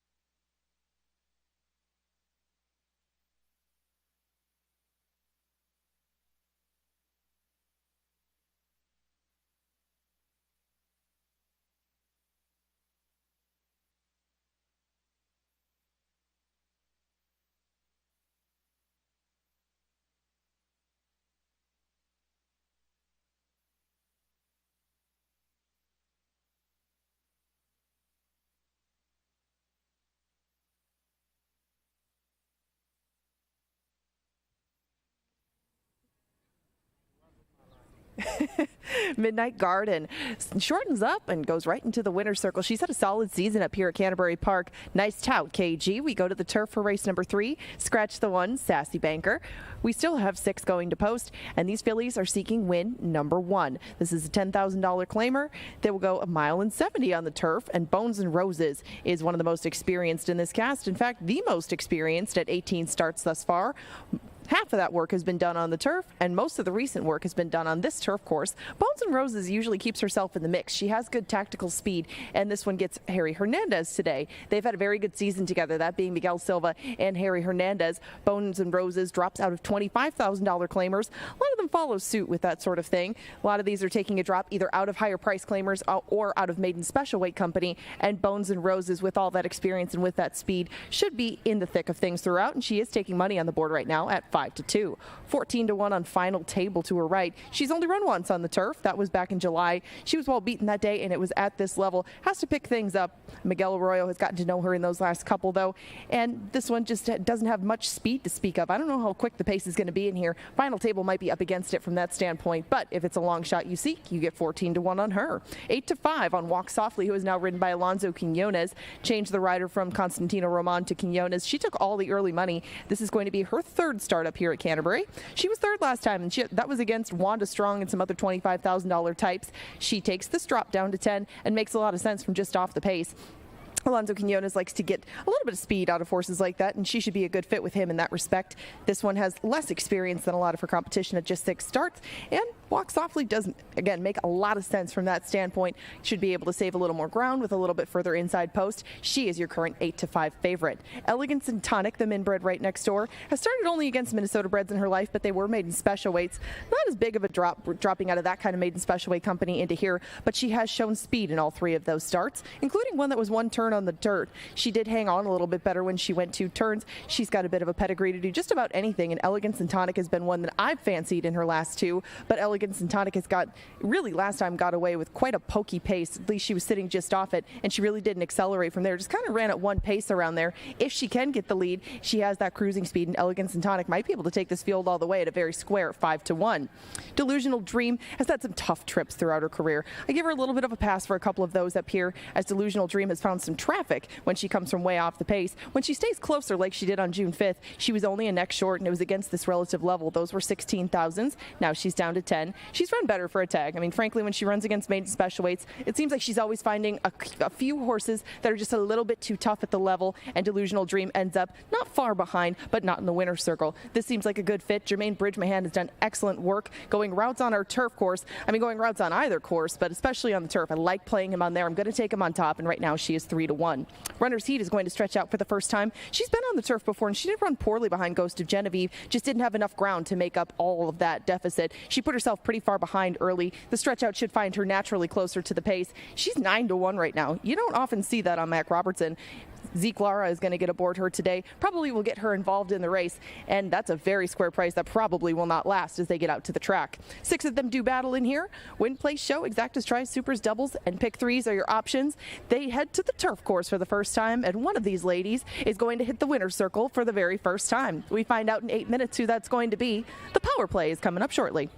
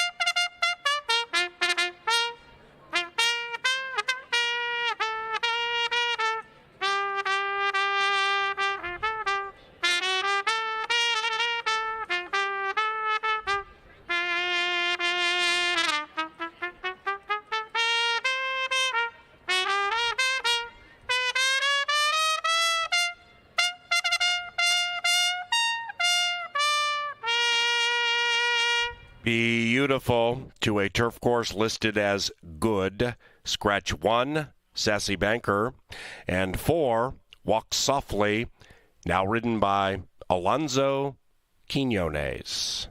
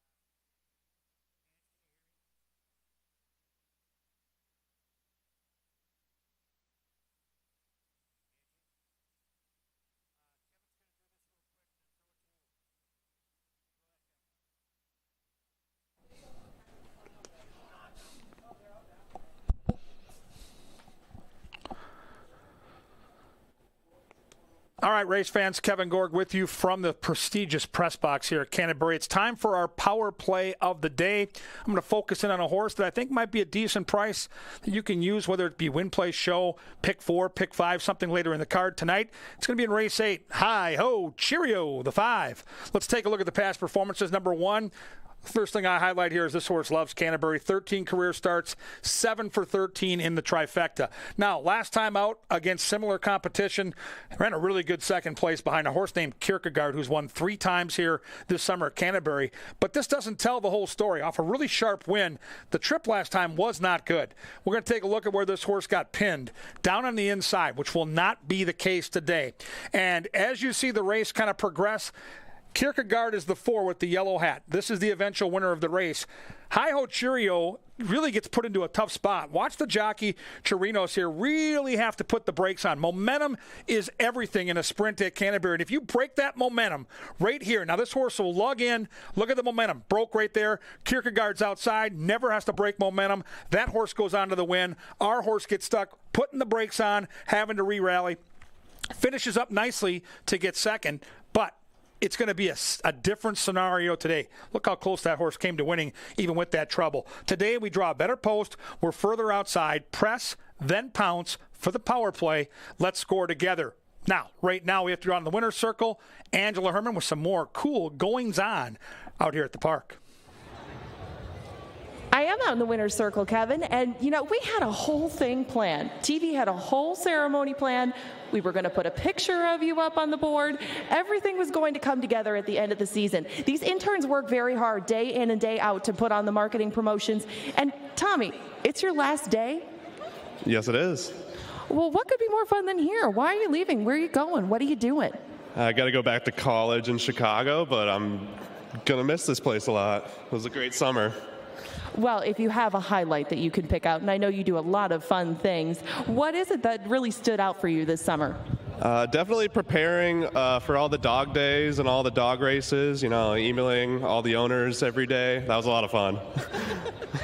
And if anybody out there is maybe in high school or they are interested in taking one of these internships in the future, what would you tell them after your experience this summer with us? A lot of great memories. Had a lot of fun out here. Just seeing all the big crowds come out and also watching all the horse races. It was a lot of fun. Well, it's been my great pleasure to work with you this year. Let's give him one more round of applause. It is his last day, and they're tossing out some T-shirts. So if you want one of these T-shirts from the Slingshot, it's your last opportunity to get one from Tommy. Thank you for all your hard work this summer. We will miss you.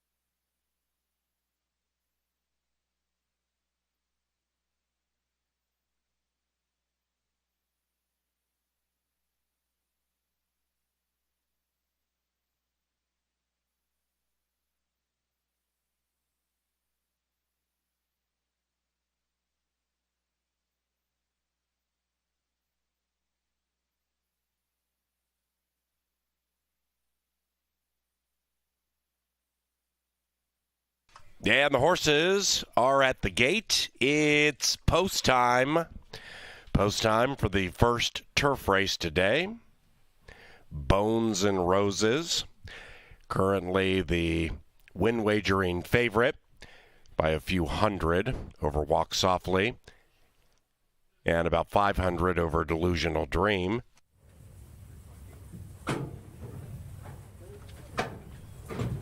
Bones and Roses, final table, Elegance and Tonic, and Walk Softly. Delusional Dream.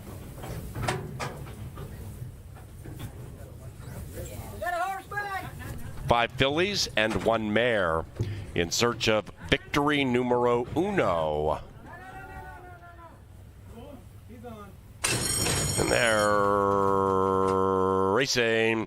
Fast start for Walk Softly, who comes out of the gate loudly. Elegance and Tonic with speed from the 5 spot. Outside of that is a runner's heat. And as they pass us for the first time, it's Walk Softly at 3-2, leading it by a half. Elegance and Tonic cuts that lead to a head, and 4 and 5 are 2.5 lengths clear from Bones and Roses. That's the white horse to the inside of Final Table. Outside of them is Runner's Heat, and the one in last, Delusional Dream, but only 6 lengths from the front. It's a very, very tepid early pace being established by Walk Softly, who opens up by a length and a half. In second, Elegance and Tonic. Then it's Bones and Roses at 0 for 18, hoping today's the day. Runner's Heat keeps Final Table covered up about 4 lengths from the lead, and the one in last still is Delusional Dream, but just 5 lengths from the lead, and now they have 3.5 furlongs to travel, and Walk Softly has had it all her own way virtually. She leads it by 1.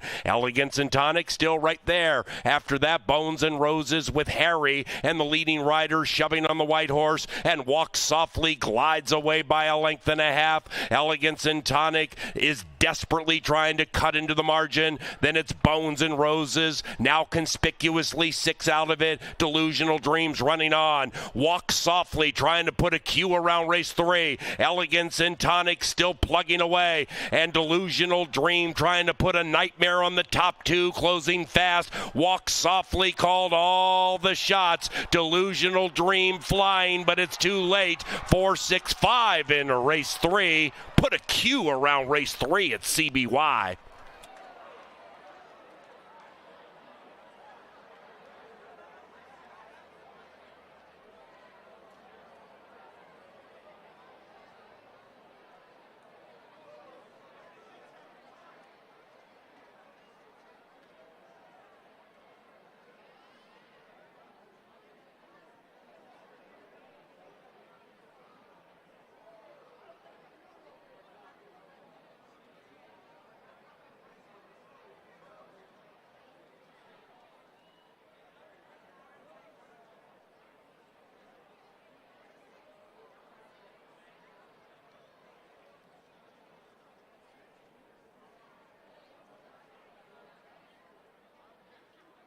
Number 4, Walk Softly, ran first. It is 4-6-5-2.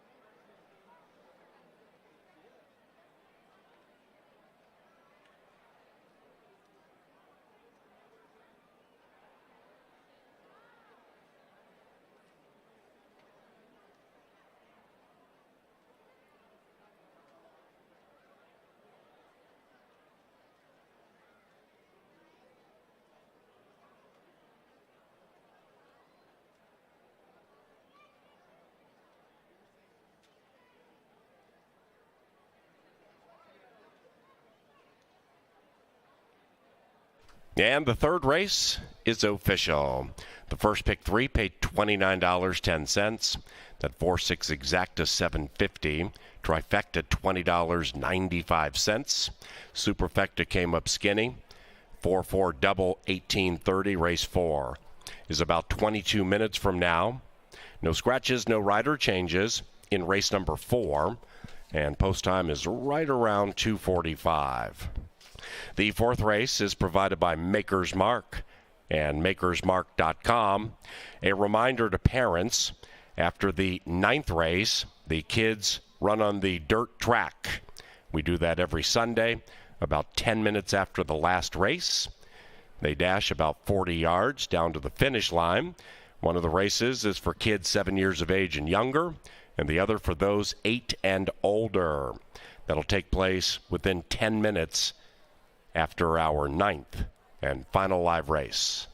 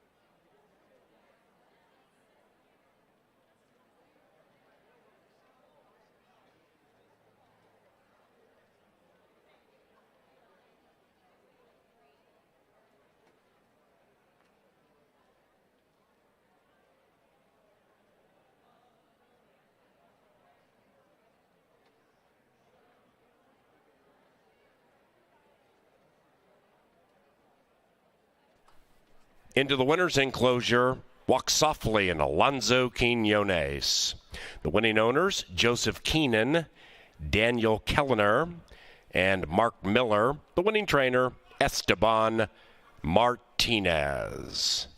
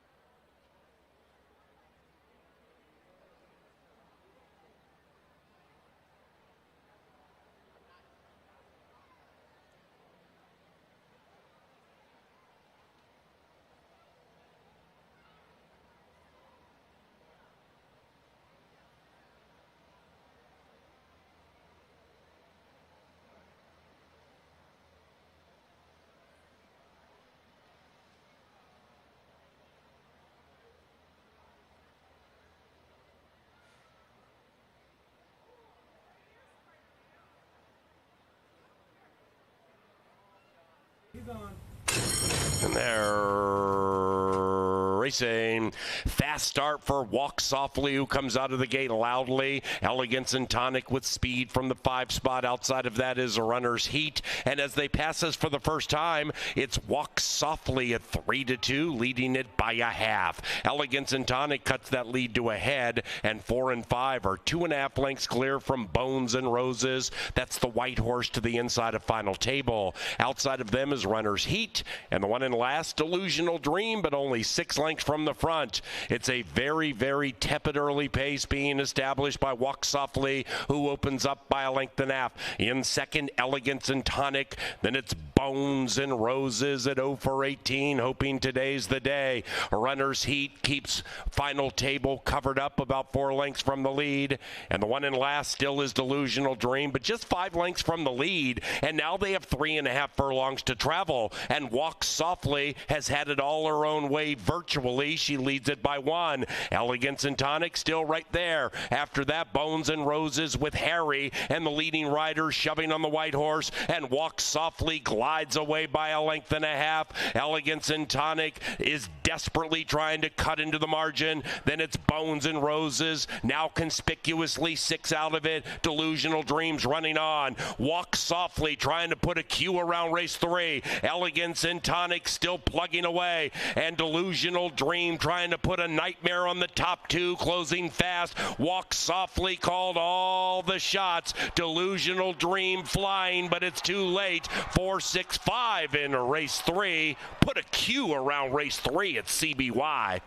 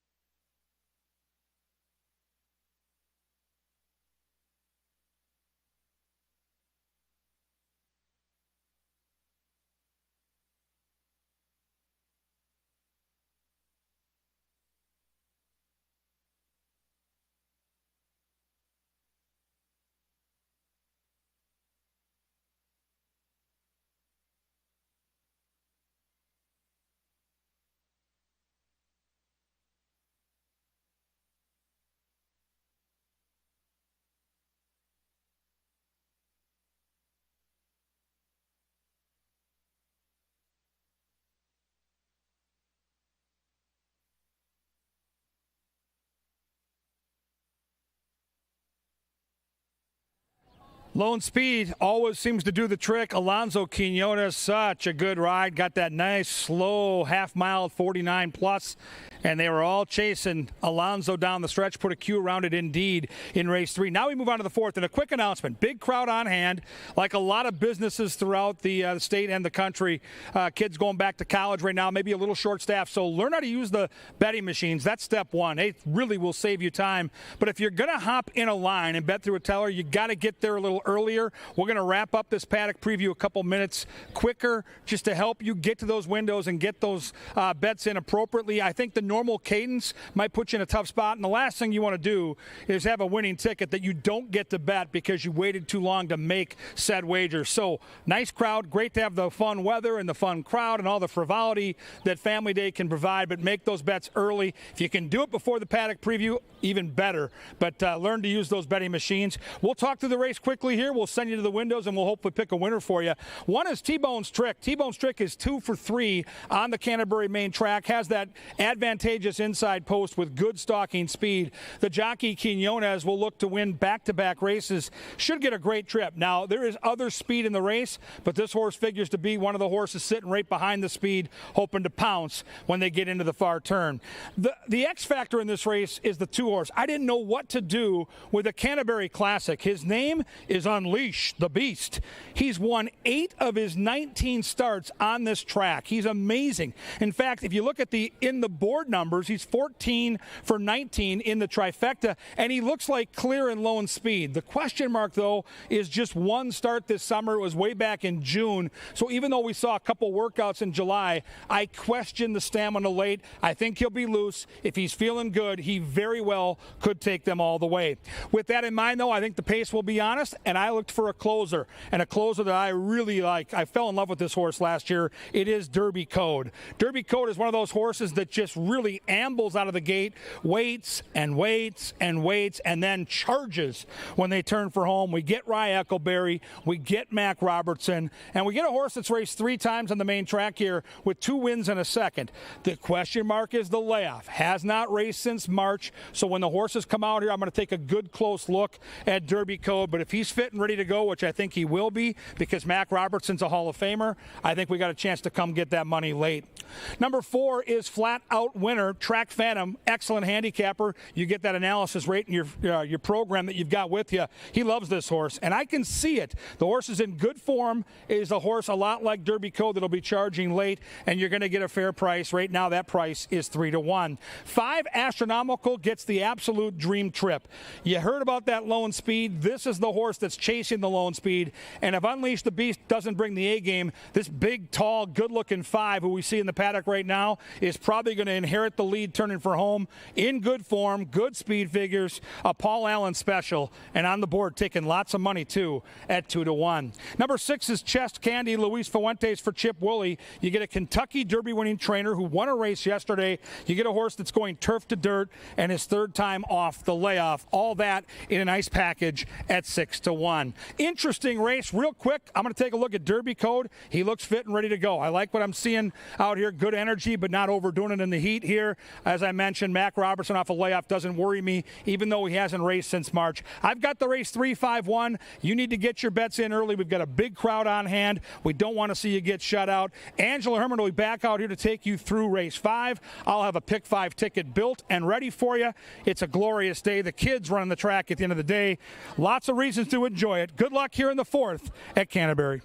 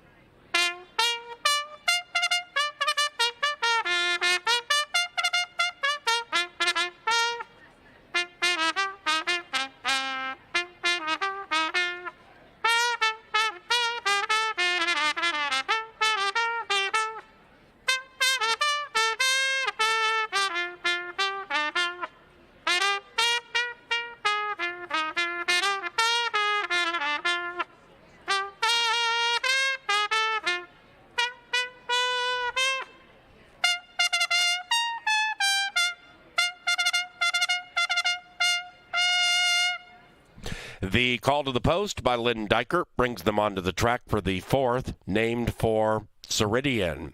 Post time in 5 minutes, no scratches.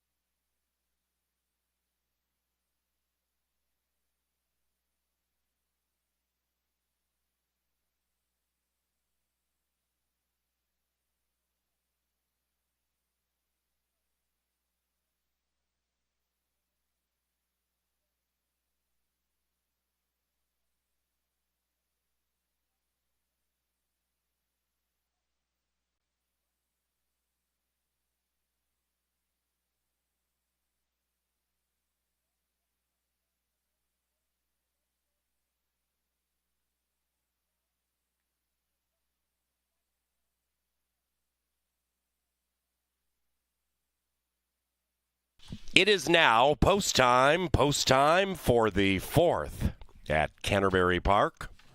And they're moving in line.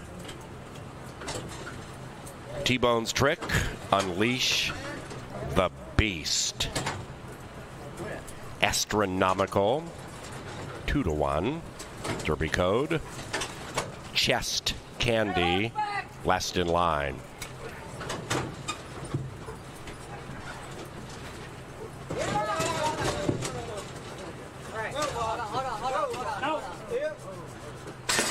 And they're racing. Slow beginning for flat out winner. Chest Candy bounced out nicely. Unleash the Beast at 9-1 is on a lonely lead. And Unleash the Beast, who loves it at CBY, opens up by 1. Pace moderate. Astronomical lays second. After that, Chest Candy. Then it's T-Bone's trick. After that, flat out winner despite the slow start. Advancing 5 from the lead. And Derby Code is last in about 6.5 out of it. Up the barn side they travel on this beautiful Sunday in Shakopee. And the Beast is in front, but now as company. Unleash the Beast to the inside of Astronomical, and flat out winner tracks them 3 wide. After that, 2.5, 3 back to Chest Candy. That one is overtaken or joined by the bookender T-Bone's trick, and Derby Code is now 7 lengths rearmost. Unleash the Beast to the inside of Astronomical. Outside of that is flat out winner, making it a line of 3, and Unleash the Beast is asked for run by Zeke Lara. Astronomical is about to go by. Flat out winner shoved on. 7 after that, T-Bone's trick. Then we come to Derby Code, and the one back in last is Chest Candy. They have a 1/4 mile to go, and the Beast has yet to relinquish the lead. Astronomical looked poised to pounce, take the lead, and the Beast has stopped. Outside of that, flat out winner, and on the far outside, T-Bone is up to some good tricks. Between them, Derby Code finishing okay on the inside. Astronomical white blinkers. Next to that one, flat out winner. T-Bone's trick at 3-1. Down to flat out winner. T-Bone's trick in time.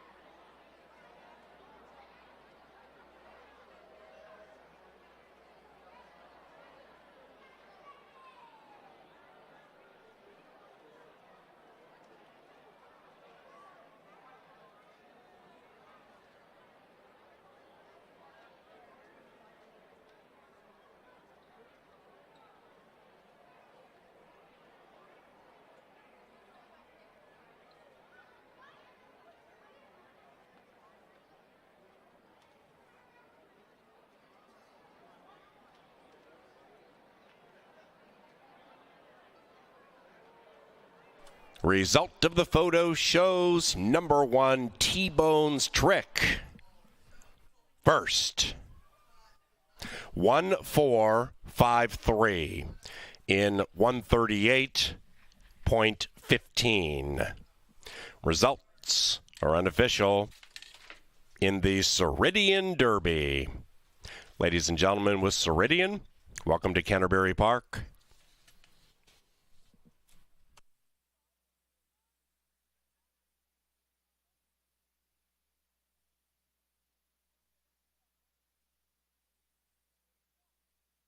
The 4th is official. Post time pick 4 paid $179.40. An exacta 10.30 trifecta, a shade under 16. 10-cent superfecta, $5.91. Double $14.90. Pick 3 from race 2, $35.10. The 5th race takes us back to the beautiful Canterbury Park turf course. Scratch number 5 and the 11. Keen Response is ridden by Lindy Wade. Maidens on the turf about 22 minutes from now. And the 5th race begins our 50-cent pick 5.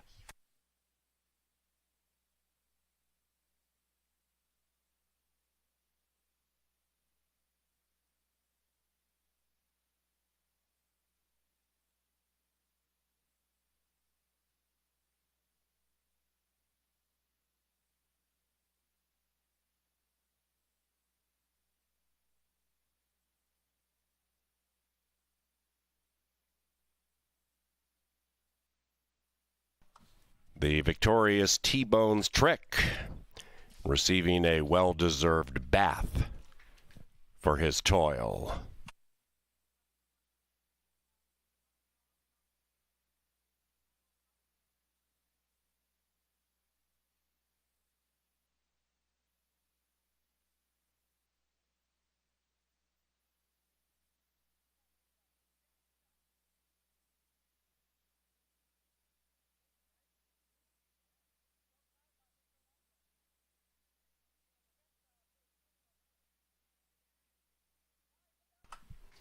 Into the winner's enclosure, it is T-Bone's Trick, and that's 2 for Q. T-Bone's Trick is owned by Tony Barcher and the winning trainer, Wade Rarick.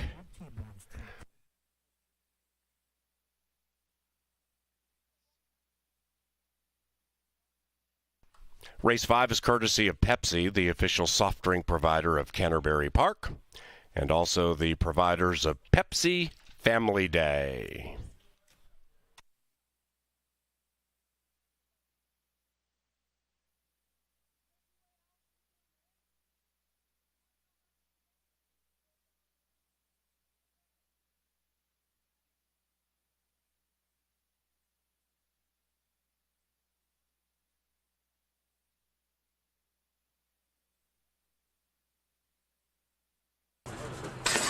And they're racing. Slow beginning for Fat Flat Out winner. Chest Candy bounced out nicely. Unleash the Beast at 9-1 is on a lonely lead. And Unleash the Beast, who loves it at CBY, opens up by 1. Pace moderate. Astronomical lays second. After that, Chest Candy. Then it's T-Bone's Trick. After that, Flat Out winner, despite the slow start, advancing 5 from the lead. And Derby Code is last and about 6.5 out of it. Up the barn side they travel on this beautiful Sunday in Shakopee. And the Beast is in front, but now as company. Unleash the Beast to the inside of Astronomical, and Flat Out winner tracks them 3 wide. After that, 2.5, 3 back to Chest Candy. That one is overtaken or joined by the bookender T-Bone's Trick, and Derby Code is now 7 lengths rearmost. Unleash the Beast to the inside of Astronomical. Outside of that is Flat Out winner, making it a line of 3,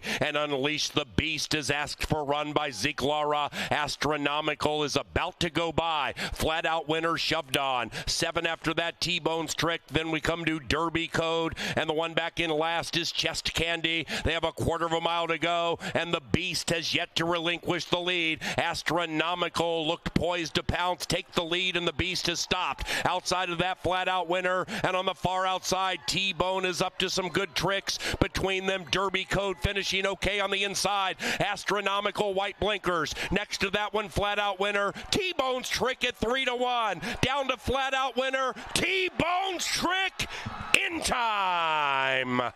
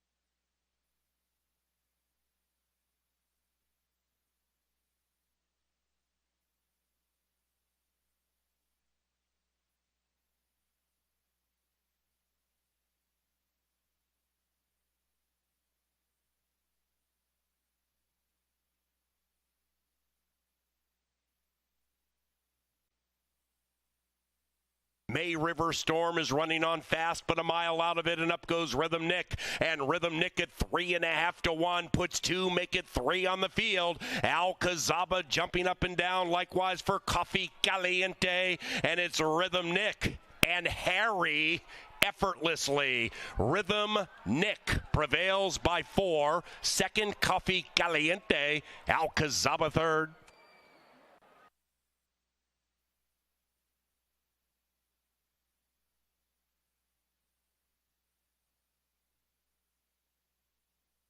Stars of Bluegrass, even Pandora back and forth for out of it, and they head for the money. Where's Frankie has given way, and taking the lead is Midnight Garden. Stars of Bluegrass, even Pandora's resurgent, but Midnight Garden has spurted clear, and Midnight Garden opens up a convincing lead and wins it by 6. 4 and a photo in race 2.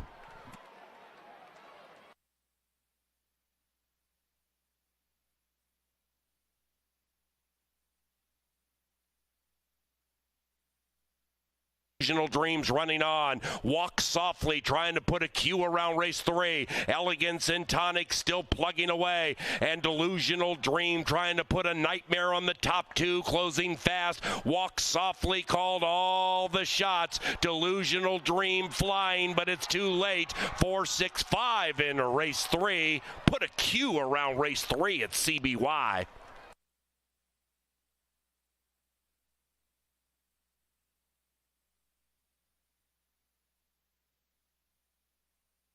Relinquish the lead. Astronomical looked poised to pounce, take the lead, and the Beast has stopped. Outside of that, Flat Out Winner, and on the far outside, T-Bone is up to some good tricks. Between them, Derby Code finishing okay on the inside. Astronomical white blinkers. Next to that one, Flat Out Winner. T-Bone's trick at 3 to 1. Down to Flat Out Winner. T-Bone's trick in time.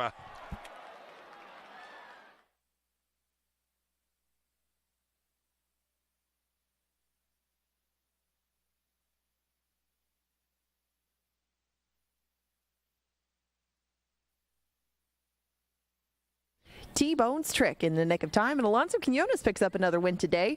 It's a couple for him, and we move on to race number 5. We go to the turf. These are maiden claimers, and we have 5 returning from a July 31st race in here. Scratch the 5, LL's Classy Dude in here, and make the rider on number 11, Lindy Wade. Lindy Wade rides Keen Response. We start on the inside with the best finisher of those that come out of that July 31st race. That's Minnesota Red. He's shown good speed at different points of his career most of the time when he's on the turf. That's where he lands today and takes a drop down in class. Now, this is a min bred in against open company, and Minnesota Red should be able to at least get himself in front part of the way. I didn't see too much other than maybe Bondu, an option that would want to go up and tango with him on the lead. Even if he doesn't have it, he should stay in close contact, and this one has plenty of seasoning to him both down at Turf Paradise and up here at Canterbury.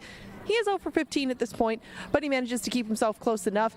And, you know, if they go kind of slow like they did in race number 3, Minnesota Red could stay in it most of the way, if not all the way. Right now, Minnesota Red is on the board at 9 to 2, looking very good in the paddock, and that's a square price for him, but I would expect it to come down.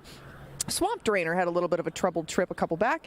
That was in that aforementioned Freedom Flash race, and he's run since that time, showed a bit more speed against maiden special weights. Now Swamp Drainer goes down to the $10,000 level. He has sampled this turf course many times in the past too. Hasn't always had a clean run at it though. If Swamp Drainer can keep himself close, he does draw an inside post. Arroyo rode him last time, has a better idea of what's underneath him today. And again, this horse just needs a clean trip to be a little bit closer at the end of things. Swamp Drainer should provide a little bit more on the board than the one to his inside Minnesota Red. And right now he is 10 to 1. Not the same case for the 3 Mongolian Bonus. This one is going to make his first start in Minnesota, shipping all the way from Santa Anita Park. That's where he was last seen in June. He's been running at the $20,000 level for quite some time, but that's the bottom out there. This isn't much of a drop for him. Mongolian Bonus has a good pedigree for the turf and has only tried it once. That was back in January. Didn't pick up his feet at all, but he was 92 to 1. It's not like anybody really expected to make some noise in that spot. His dam was all turf. She had 4 for 5 wins on the turf in Chicago and at Gulfstream Park, and Mongolian Bonus has a couple of little half miles to get ready for this one. Doesn't need to take much of a step forward. If he can maybe go back to that April 3rd race where he was an oncoming second, a very fast oncoming second. I think that Mongolian bonus could make a good impression in here, and he makes a good impression in the paddock. Right now, he is your current 5-2 favorite. You get 21-1 on Bon Du right next to him. This looks like another one of the pace contributors. He was testing the strength of the walls of the stalls back there when he was getting saddled up. Bon Du comes out here none the worse for wear, though. Very excited to come out for start number 7, and Bon Du is going to go back to the turf and 2 turns for the first time since June 16th. He was behind Grunder and Slightly Crafty, a couple of other combatants in here. Needs to find a better way to hang on at the end, quite frankly. Going 2 turns or sprinting, Bon Du has just not found a way to finish things up. Good job, Alonso. Bon Du right now on the board at 21-1. Again, scratch the 5, you get the exact same price on Peripatetic. Nevada Litfin settles this one up off a 4th place finish on the main track. Goes back to the same sort of race that I mentioned Bon Du comes out of. It was the same one on June 16th. Peripatetic didn't show much that day, but he has shown speed since that time, both at a mile and at 5.5 furlongs. One would expect Luis Fuentes to have this one into the race early as well. Maybe Peripatetic can turn things around now that he's seemed to find his feet early. He's a good price on the board, and he remains at 21-1. 7-2 on option, another speed horse in here. I thought that this one could take them a good part of the way if the inside runner Minnesota Red doesn't decide to go. Jermaine Bridgman takes the reins on him again. He drops out of Maiden Special Weight Company, but they were Minbreds. Kind of a lateral move. An option from the outside should be able to gauge how things are going to his inside and go on with it if need be, or sit just off the pace if things are getting hot and heavy up front. Slightly Crafty is Paul Allen's pick in here. 0-for-41 at this juncture, but has made some good money as a maiden and picks up a lot of pieces, especially on our turf course up here. He picked up 3 straight 3rd place finishes in June. July didn't go as well, but he wasn't beaten too far. Takes a drop in class, and Slightly Crafty is capable of being placed really anywhere Kelsey so chooses. Eyes on deck right next door. Tried turf for the first time at Lone Star, then came up here and went against $25,000 claimers. He was favored in that Freedom Flash race. He's one of many that exit that. He didn't know running that day. We'll need to pick things up, but at least he's got Alonso in the saddle. He's having a good day, and right now they are 6-1. 10-1 on Grunder. This one has shown speed off and on. They take the blinkers off him today, so I'd expect Zeke Lara to maybe wind him up from last. It almost worked last time. He was oncoming in that Freedom Flash race, but might have needed another few furlongs to get the job done that day, and the outside post won't do him any favors. Keen Response is making start number 2. Lindy Wade in the saddle. They head out of the paddock right now with him at 20-1. Get in line early if you are going to bet. We do have a lot of people here today. You don't want to get shut out. You have 8 minutes to post.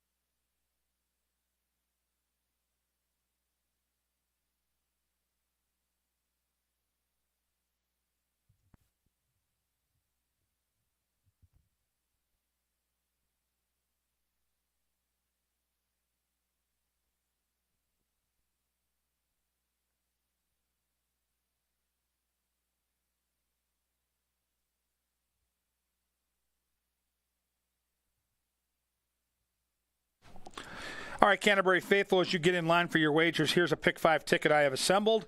It's a $32 investment. I thought this fifth race was very wide open. I'm going to use 4 horses, the 1, the 3, the 7, who's my top pick, and the 9. I think the 9 might be the value of those plays right now. 4 deep here in the 5th. In the 6th race, just 2 horses. The 5, Hightail Cowboy, who will be the favorite. The 6, Direct Action, who will be a 4-1 shot that I think could upset the apple cart. Just 5 and 6 in the second leg. 7th race, back on the turf we go. I wanted to spread a little bit. I'm going to use 3, 4, 9, and 10. 4 being my top pick in the race at 4-1, Baby Be Merry. And then it's going to come down to the single in the 8th. It's my power play. It's Hi-Ho Cheerio at 4-1 for Valerie Lund with the red-hot Harry Hernandez in the saddle. I'll hope to be alive into the last, where I'll use Lady Goldstart, the 1, and my top pick, the 5, Elliestown. It's a $32 play, 1-3-7-9 with 5-6 with 3, 4, 9, 10. Single the 5 in the 8th. Hope to be alive to both the 1 and the 5 in the last, who I think have that race cornered. Good luck in the Pick 5. 10% takeout, lowest in the industry. Could pay hundreds, maybe thousands. Get your bets in now. They'll be at the gate in just 4 minutes.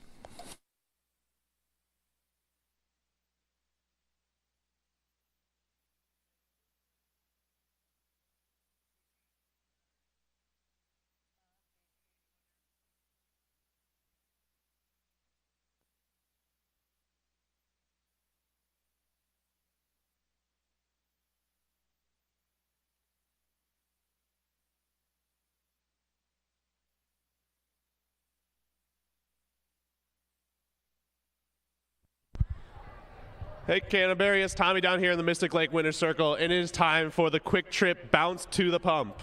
Pretty simple, whoever bounces to the pump first will win. We got Caden and Peyton from Chisago Lakes. All right, on my mark, get set, go.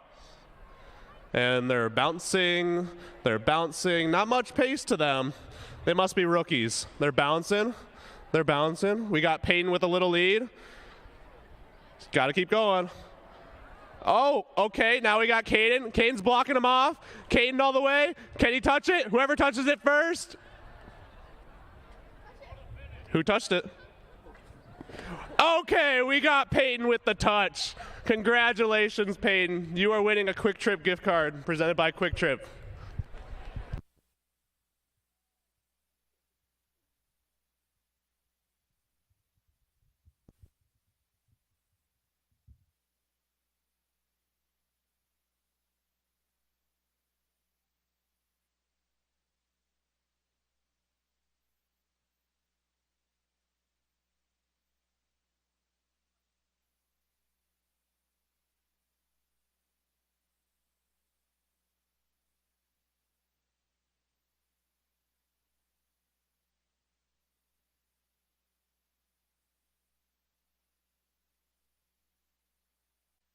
Ladies and gentlemen, here's a scratch being announced for the very first time.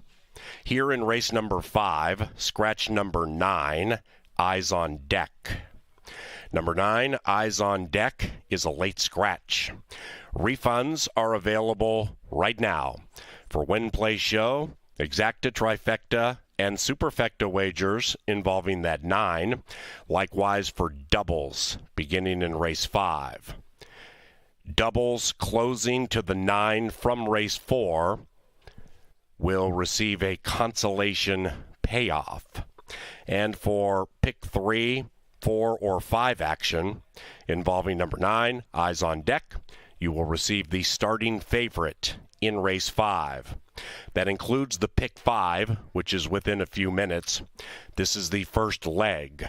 So if you had number 9, Eyes on Deck, in your pick 5, you will receive the starting favorite unless you alter the wager before they leave the gate for race 5. Number 9, Eyes on Deck, a late scratch.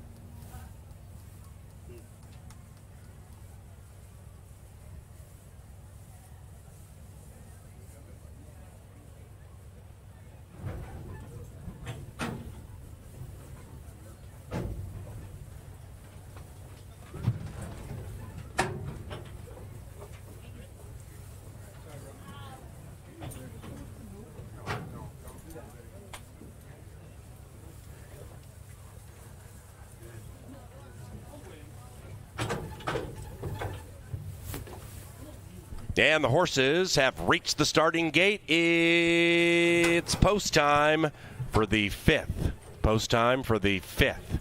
Maidens on the turf at Canterbury Park. Grunder next to Slightly Crafty. Keen Response, 12-1, will be the last in line. Got a horse back!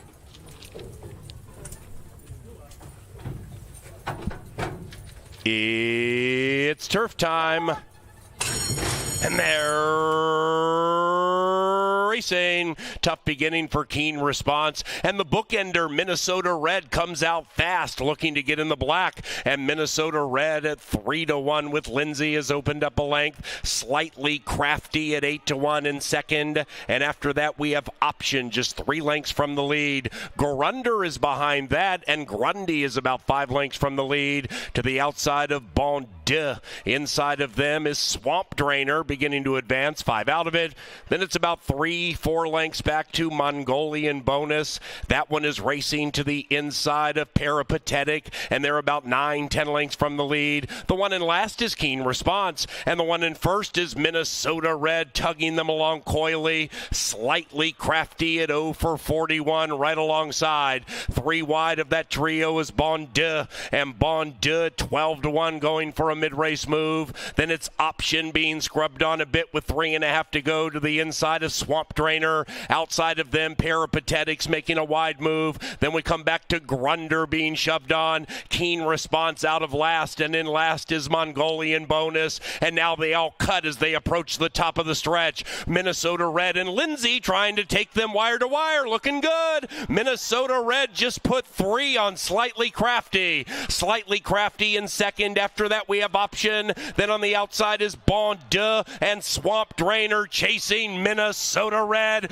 And Minnesota Red powerhouse is clear by 5. Minnesota Red and Chad Lindsay are gone. Second goes to Option, and a photo for the show.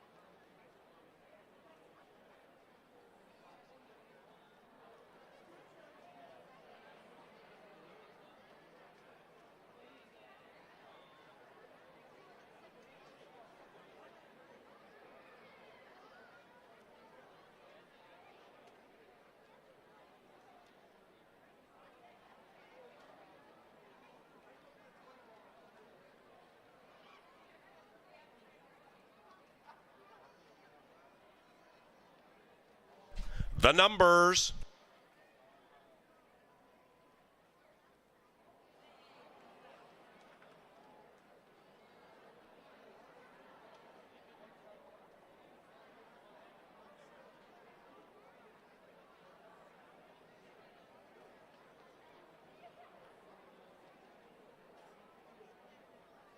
Number 1, Minnesota Red first. It is 1-7-11-8 in 141.37, and the results are unofficial.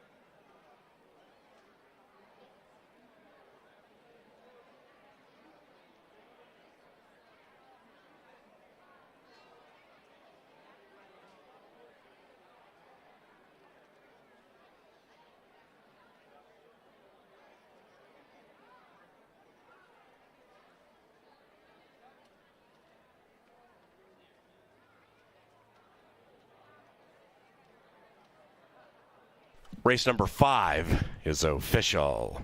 Superfecta paid $190. The 1-9 consolation double, $3.90. 1-1 double, $13.70. The pick 3 on races 3, 4, and 5, $20. Race 5 exacta, $22. Trifecta, $204.70. And the superfecta paid $190.31. Into the winner's enclosure, it is Minnesota Red and Chad Lindsay. The winning owner and trainer, David Van Winkle. Minnesota Red is a 3-year-old based son of Texas Red out of Battle Axe. Bred in Minnesota by Mr. Pete Matson.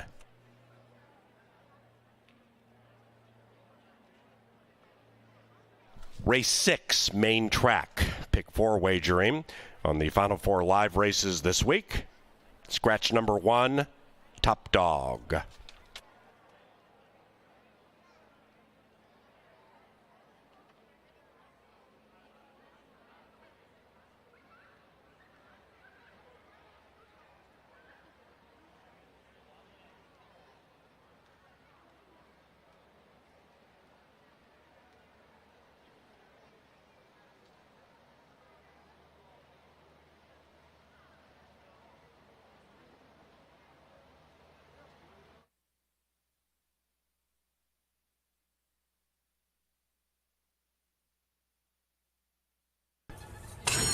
And they're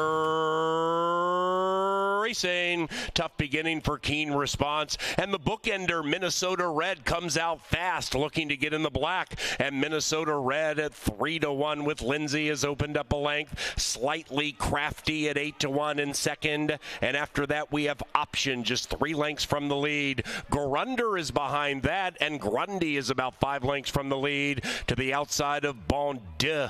Inside of them is Swamp Drainer, beginning to advance, 5 out of it.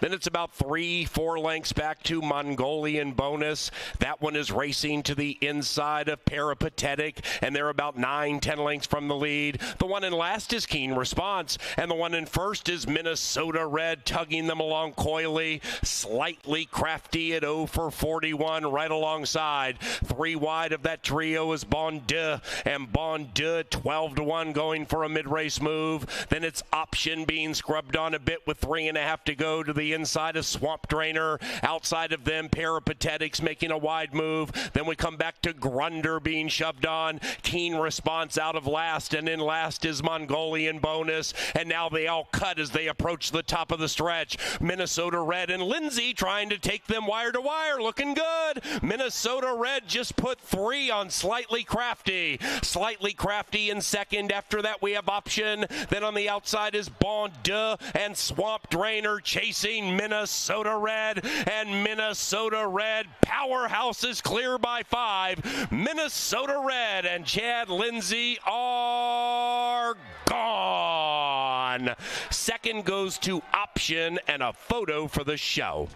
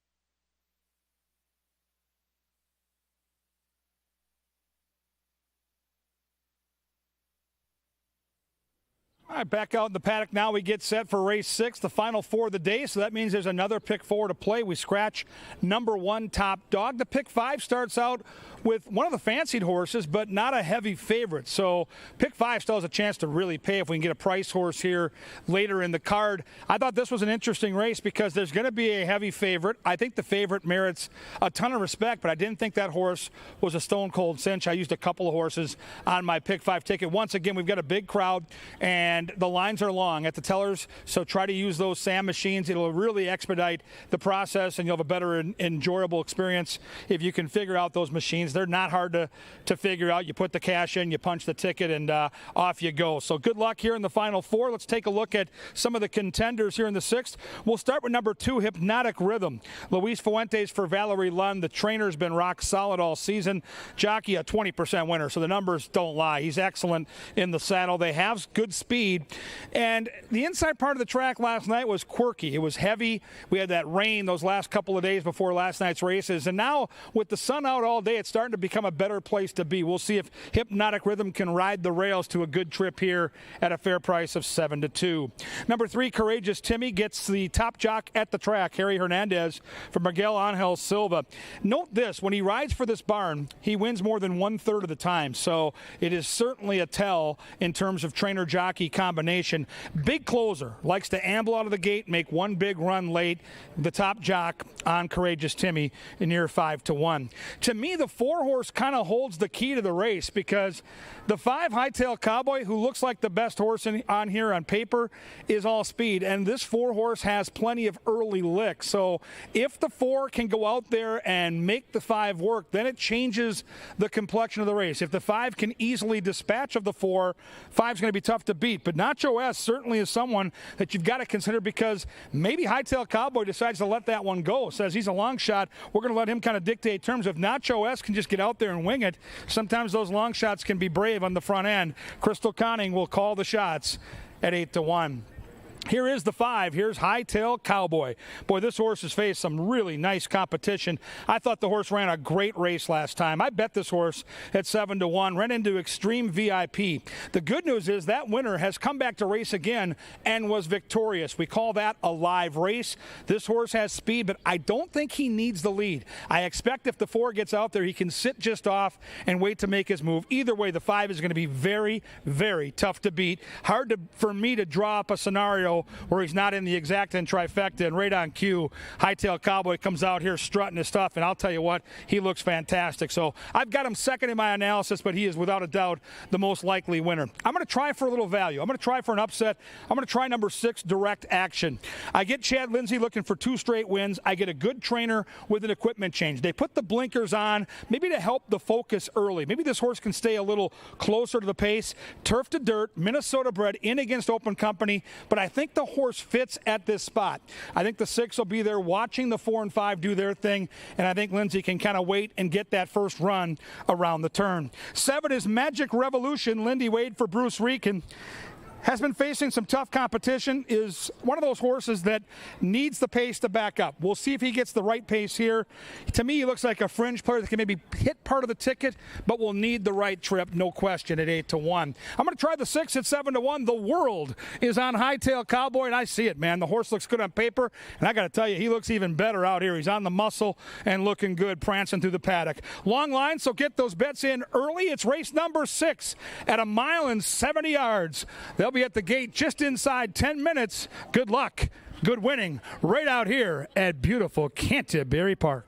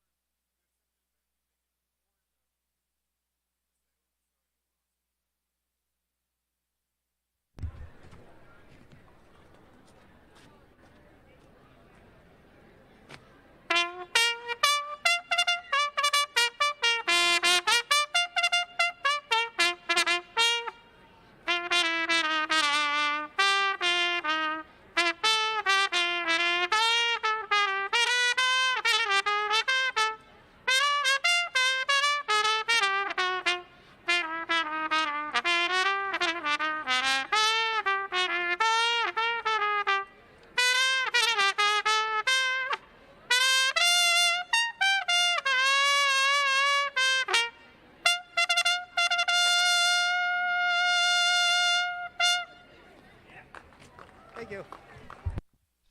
Call to the post brings them onto the track for race number 6. Scratch number 1, Top Dog. Pick 4 wagering on the final 4 live races today. And race time about 3:45.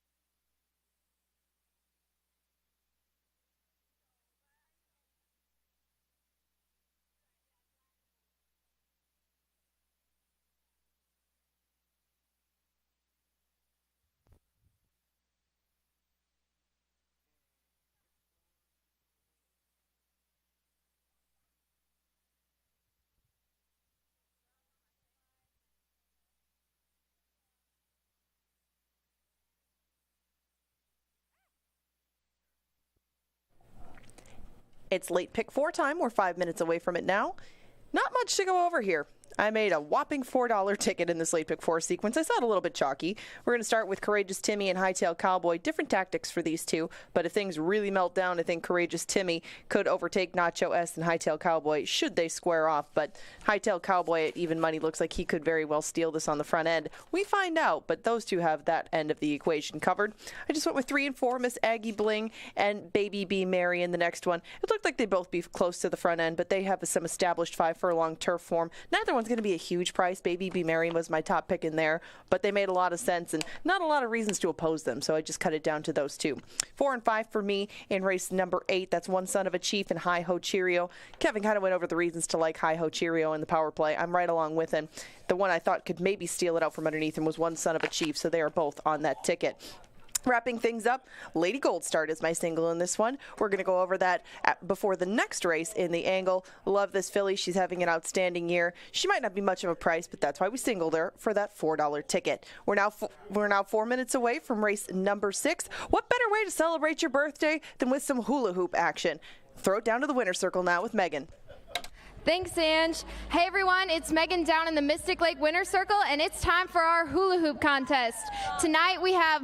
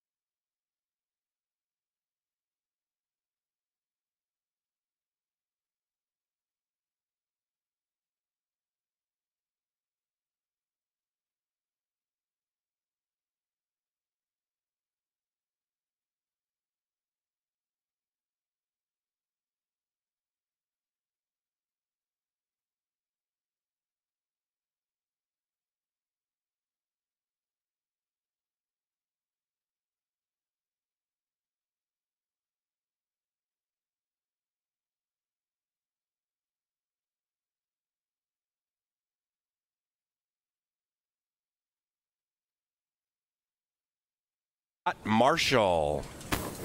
Scott Marshall celebrating his birthday in the winner's circle at Canterbury Park.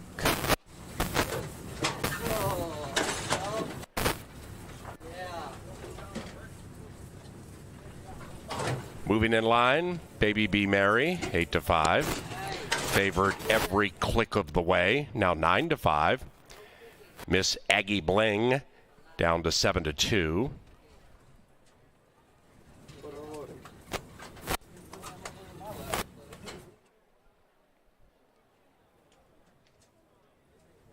Here is Aiken to Be, the veteran mare, last in line.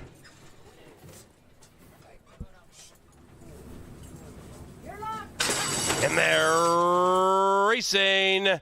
Aiken to Be won the start from the wide side. Miss Aggie Bling shows really good speed. Likewise for Southern Venture, and Southern Venture is pressuring the lead. Baby Be Merry watches it from 3 lengths out of it.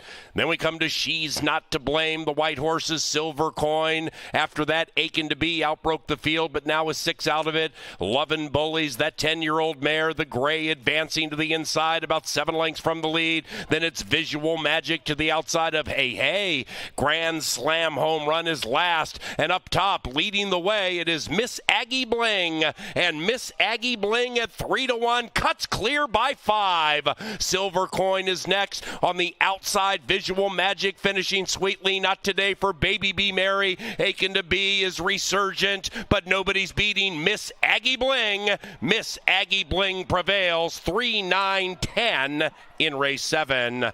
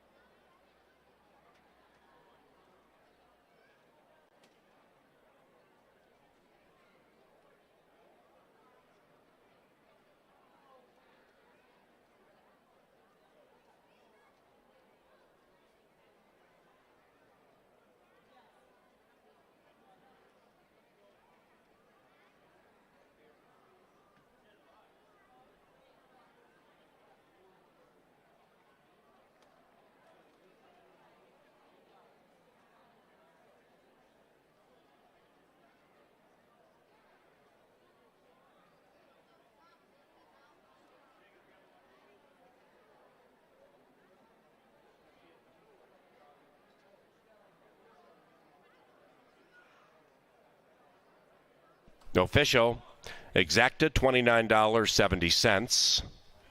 The trifecta, $81.05. And the 10-cent superfecta, 3-9-10-7, $66.49. Double, $8.30. Pick 3, $16.85. The 8th is the Family Day penultimate. Number 7, Texas Longbow, is picked up by Lindy Wade. Post time for the 8th, 21 minutes from now.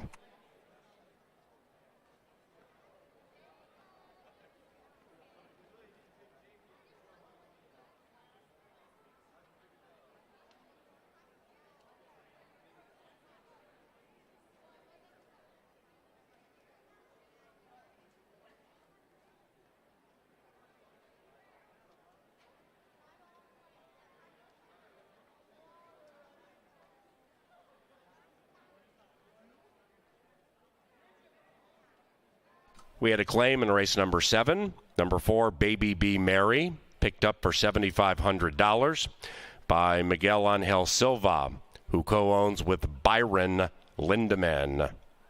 Baby Be Mary, claimed Silva, Lindemann.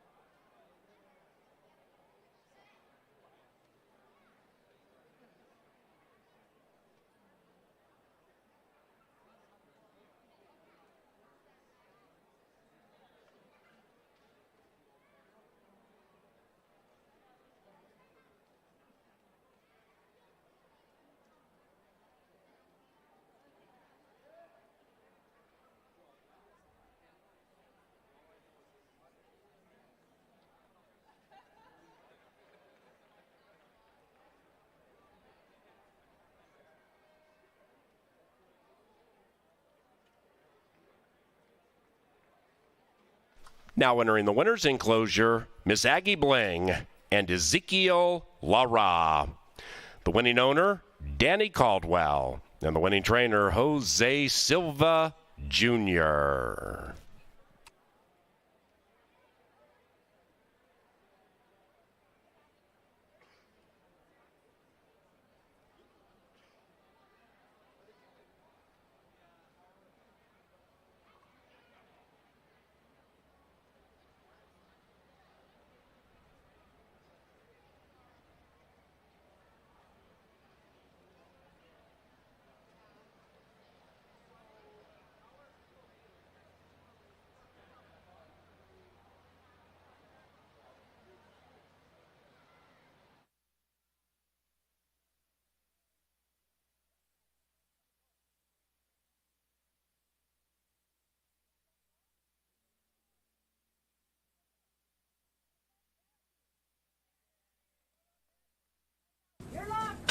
And they're racing.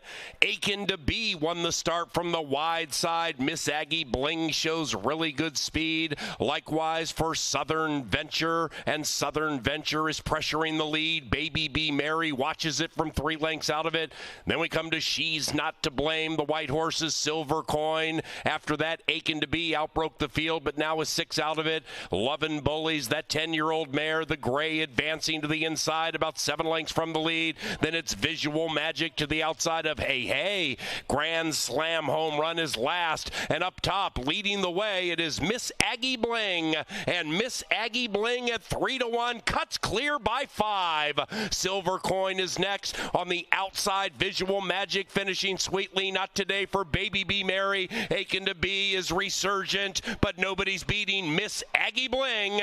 Miss Aggie Bling prevails 3-9-10 in race 7.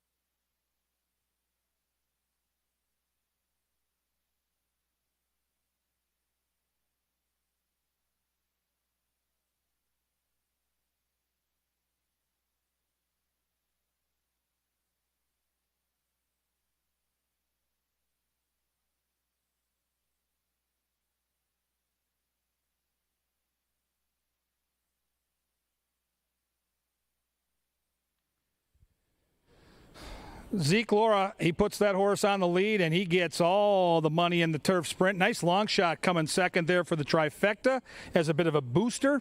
And we sail on to the late daily double on this beautiful Sunday. I hope you're having a good time here at Canterbury. Next week's schedule, per usual, 5 o'clock Wednesday and Thursday. Twilight racing Saturday at 5. And, of course, Pepsi Family Day next Sunday. Should be a lot of fun. Let's try to send you out with some double winners.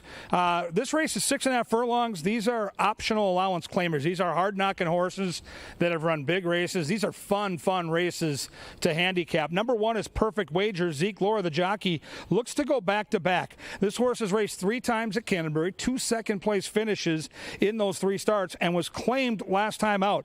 Has a touch of closing kick, can save all the ground inside, and if the speed backs up, this is certainly a horse that could be a late threat. Morning line favorite up on the board at a conspicuous 7-1. So absolutely value right now on Perfect Wager. Number 2 is a Minnesota bred taking on Open Company. This is just a game-old racehorse. This is a horse that loves his job. Look at this. 40 career starts, 8 wins. Now, if you look at just the races at Canterbury, and for Minnesota breds, that's where the money is. May We All has started 26 times on our main track, 19 for 26 in the trifecta. That just tells you the horse wants to go out there and compete and show his stuff. He's got some early speed. Cody Rosine, the trainer, rock solid. Luis Fuentes, we've talked about him already. He's winning at 20% in a game where 10% kind of tells the story as a benchmark for doing good things. So May We All looks like a horse with a big shot here, and I am very surprised at the 11-1. Number 3 is Release the Beast. Kelsey Haar for Vic Hansen, claim last time out from Chris Richard. Didn't do a lot of running in that race. Just kind of, I went back and watched the replay because the fractions were quick. The horse was off the pace. It just kind of ran in place. Will need to improve, but has been keeping good company. The horse that won that day was Time Heist, who's a multiple winner here at the track. Here comes One Son of a Chief, number 4, Wade Rarick and Rye Eckleberry, the combo, and they've done good things together so far this summer.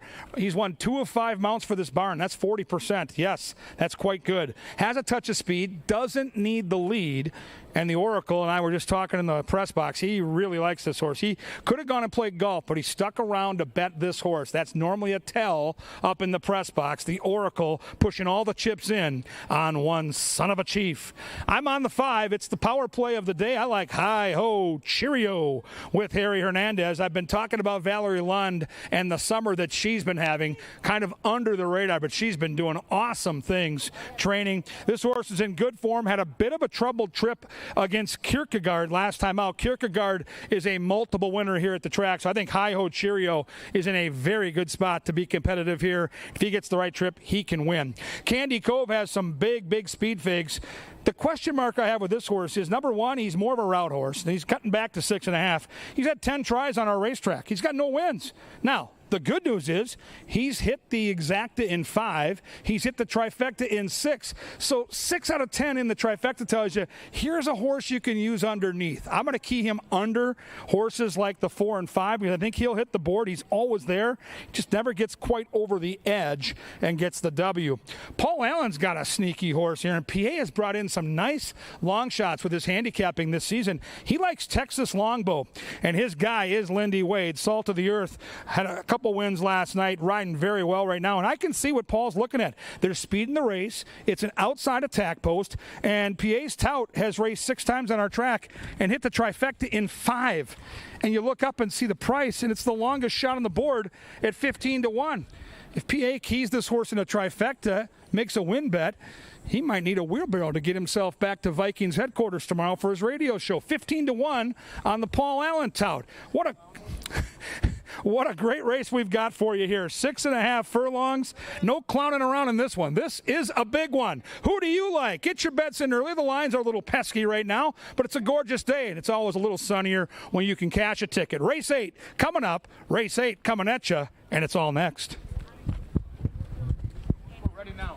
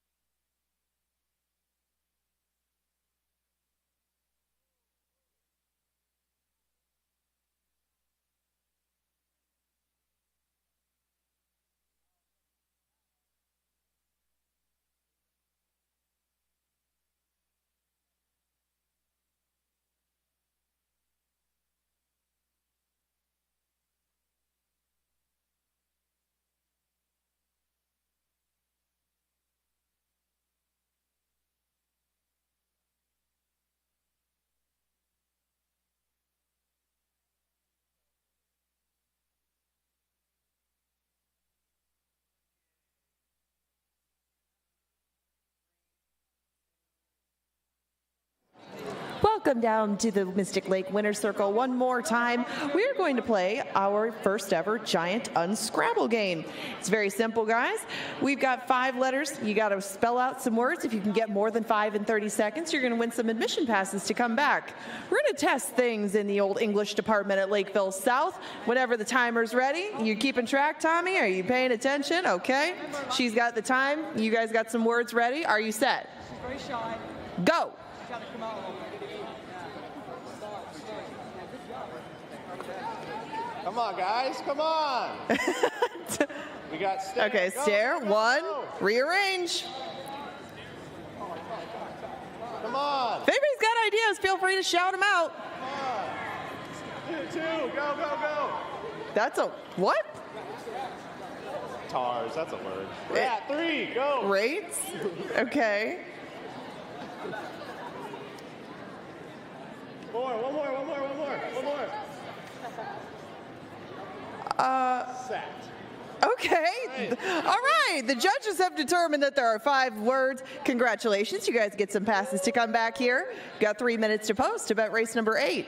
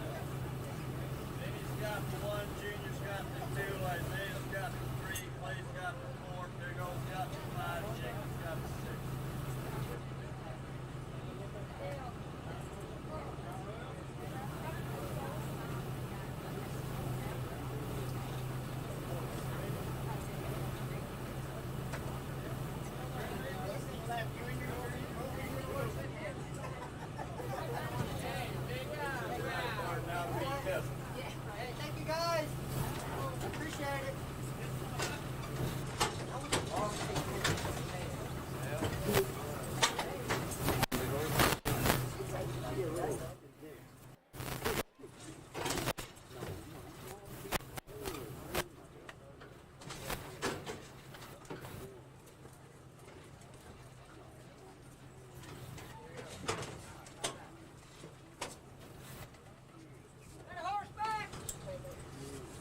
It is now post time for the 8th, the Family Day penultimate.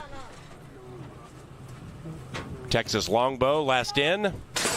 And they're racing. Texas Longbow from the 7th spot came out quickly, and so did one Son of a Chief. And next to that one is Hi Ho Cheerio. Candy Cove also good to go. And the Minnesotan takes the lead with 5/8 to travel. After that, we have May We All chasing the fellow Minnesotan from 6 out of it to the outside of Perfect Wager. Then it's Release the Beast. 7 lengths from the front. Up the barn side they travel as they swing into the far turn, and Candy Cove battles it out with Texas Longbow.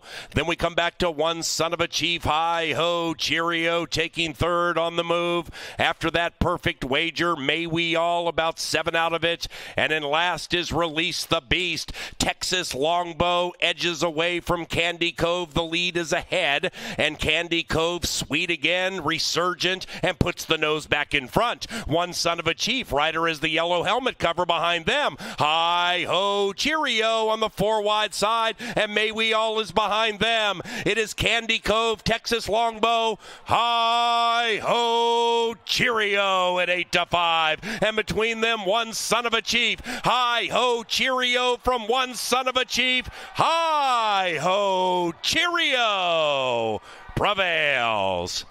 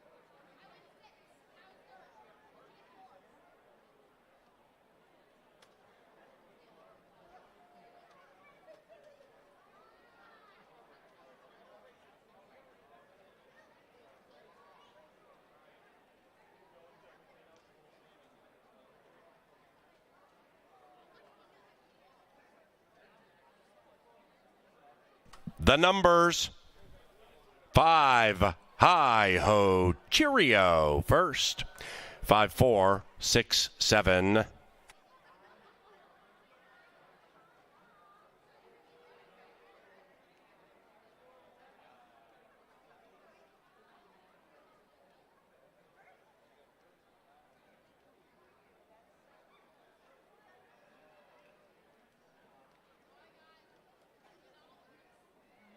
Eighth official.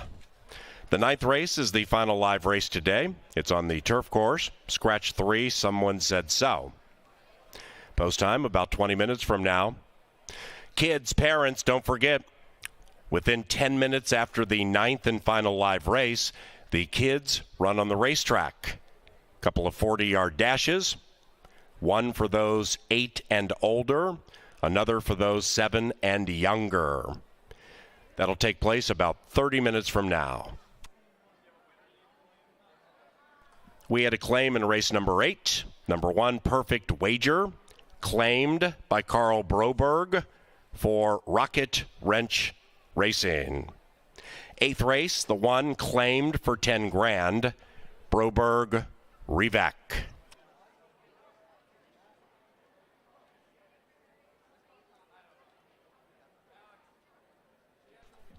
Canterbury Park thanks JTR Roofing for summer sponsorship. Roof with JTR.com.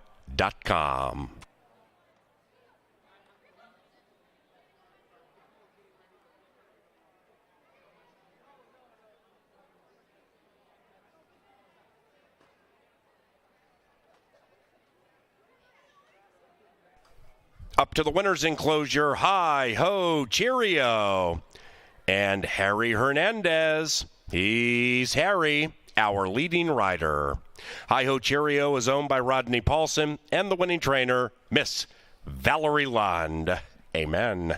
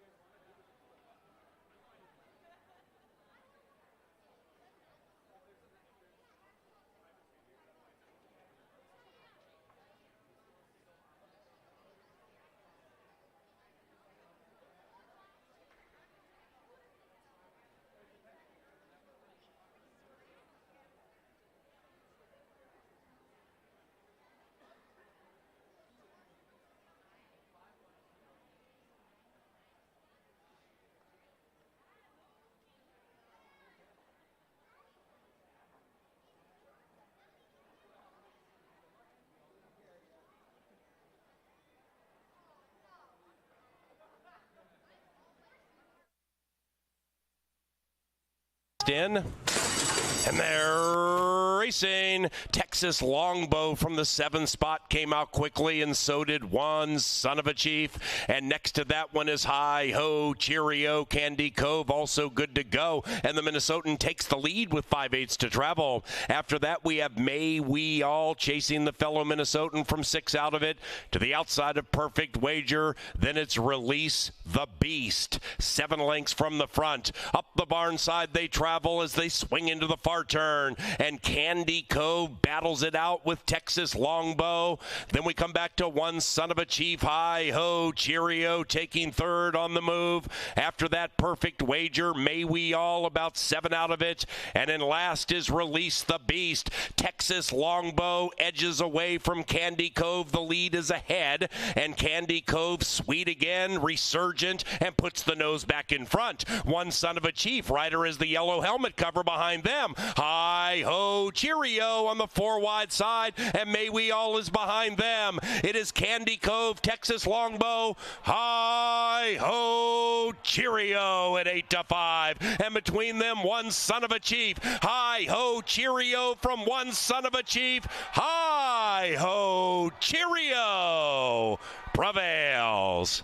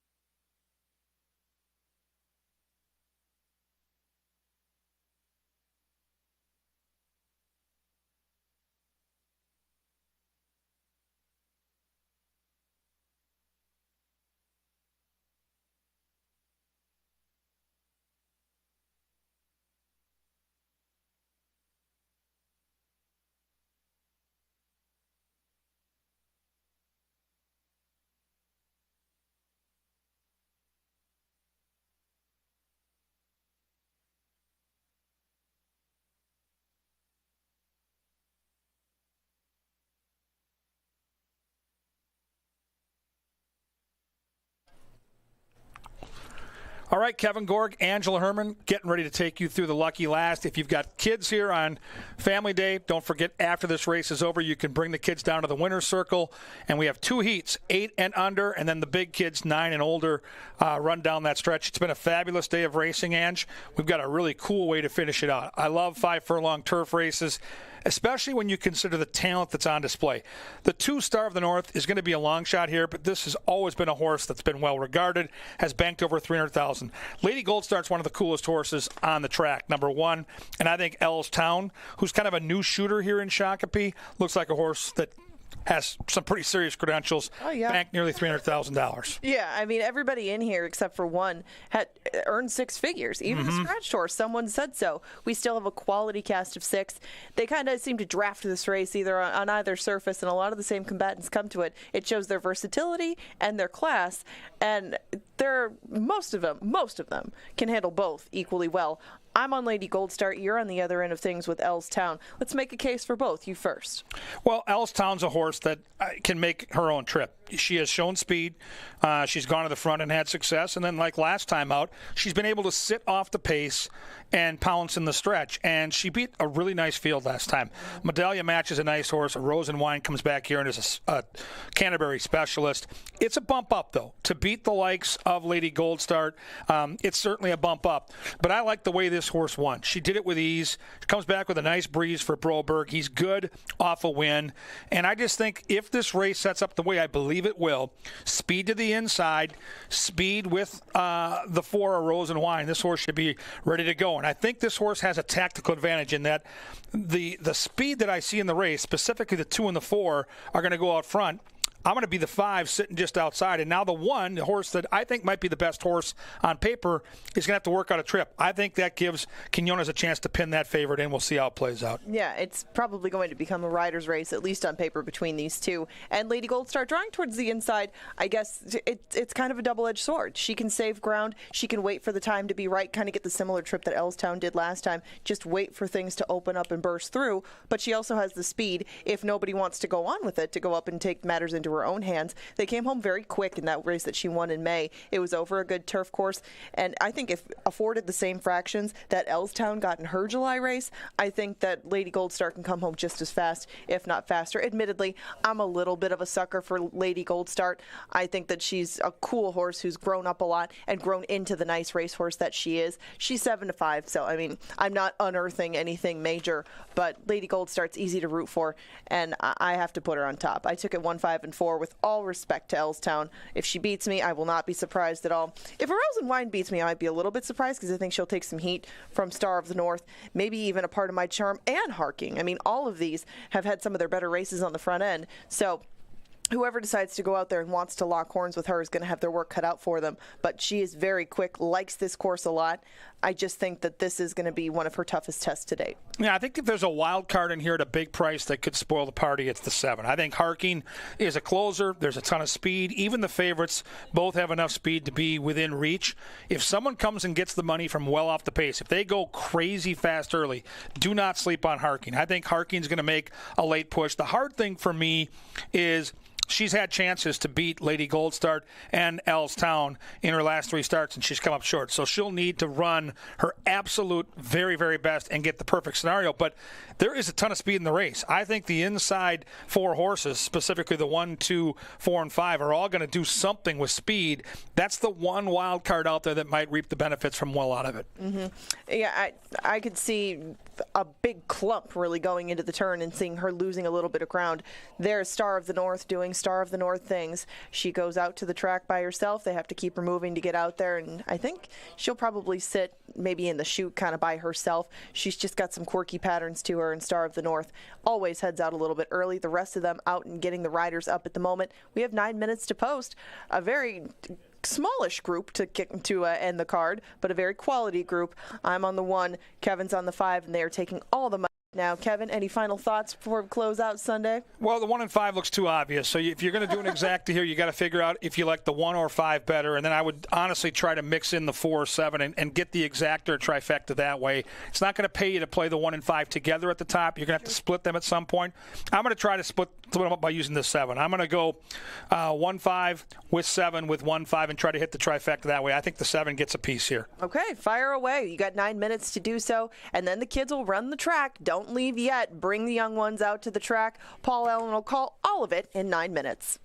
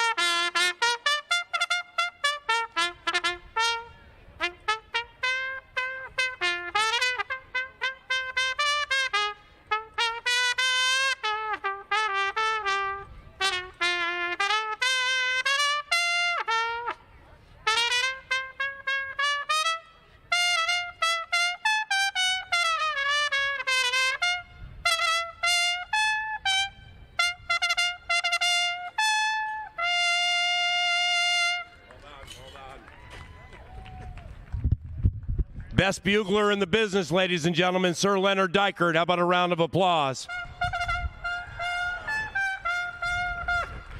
Give it to him again and they'll make it louder.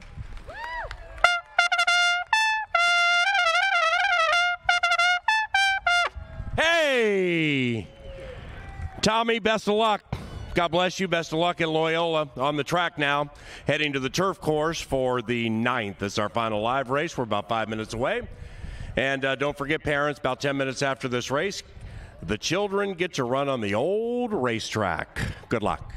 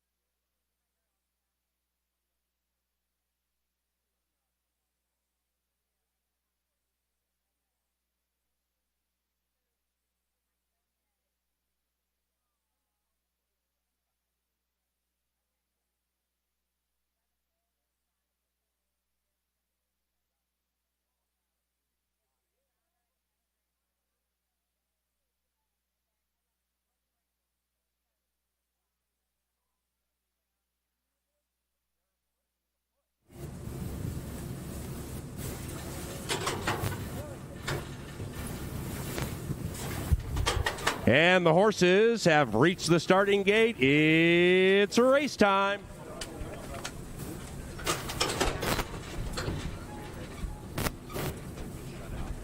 Don't get shut out. Good luck.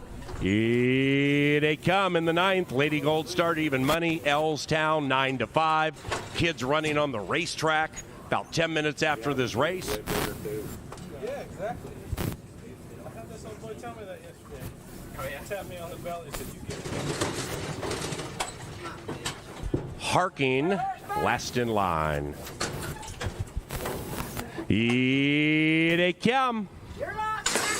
And there they go. They're off squarely in race number 9, and winning the start is a Rose and Wine being shoved on to get the lead, and she responds. Star of the North, the speedy Star of the North, sticks to her to the inside. Lady Gold Star trying to win 4 in a row. She's 4-5 in favor. She's sequestered to the inside of Elstown. Harking is outside of them, and a part of my charm is tailed off to last, but only 5 lengths from the lead. Star of the North at 8-1 has taken the lead. A Rose and Wine right outside of her. Lady Gold Star is all dressed up with nowhere to go. Harking's making a sharp move to the outside, and between them is Elstown. The leader is a Rose and Wine, and Lady Gold Star gets out in the clear, trying to run down that 4 at 5-1. A Rose and Wine in full bloom has prevailed.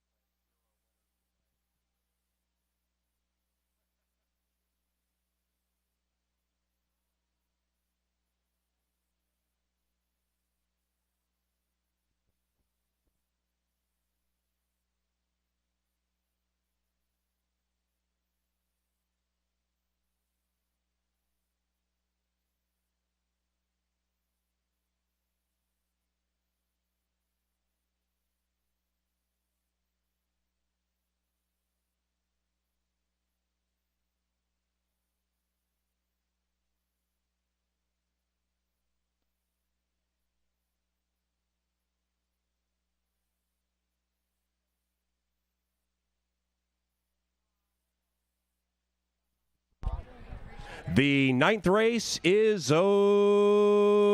official. Kids run on the track. About 10 minutes from now.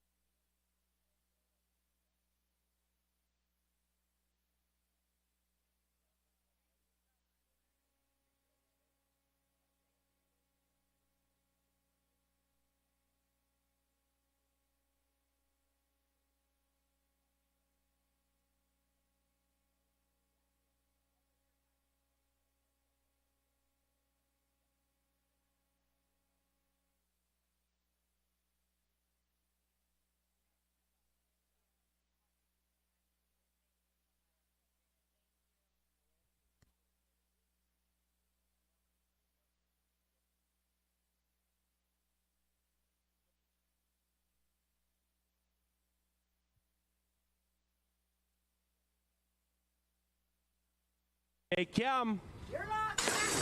And there they go. They're off squarely in race number 9, and winning the start is a Rose and Wine being shoved on to get the lead, and she responds. Star of the North, the speedy Star of the North, sticks to her to the inside. Lady Gold Star trying to win 4 in a row. She's 4 to 5 in favor. She's sequestered to the inside of Elstown. Harking is outside of them, and a part of my charm is tailed off to last, but only 5 lengths from the lead. Star of the North at 8 to 1 has taken the lead. A Rose and Wine right outside of her. Lady Gold Star is all dressed up with nowhere to go. Harking's making a sharp move to the outside, and between them is Elstown. The leader is a Rose and Wine, and Lady Gold Star gets out in the clear, trying to run down that 4 at 5 to 1.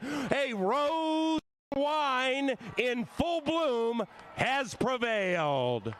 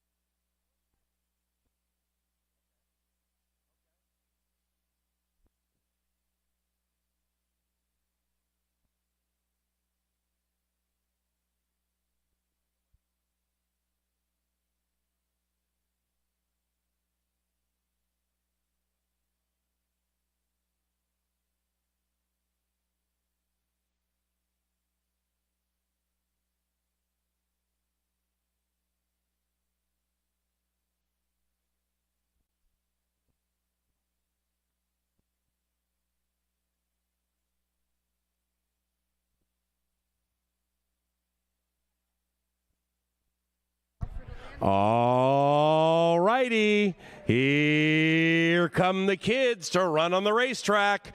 The first race is for kids 7 years of age and younger. Come on down. Line up behind the line. No cheating.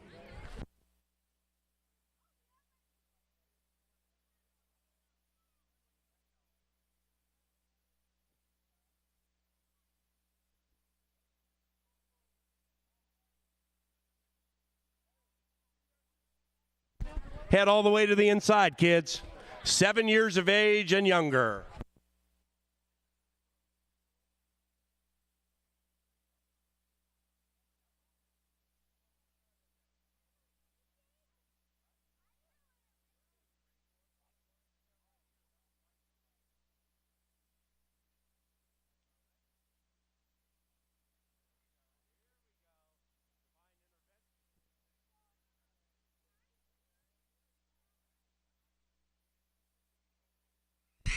Last chance for the kids 7 and under. About ready to let them fly.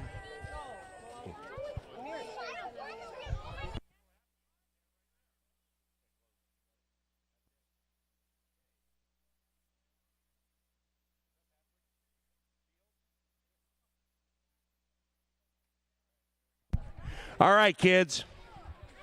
You run down to the flags, turn around, and run back.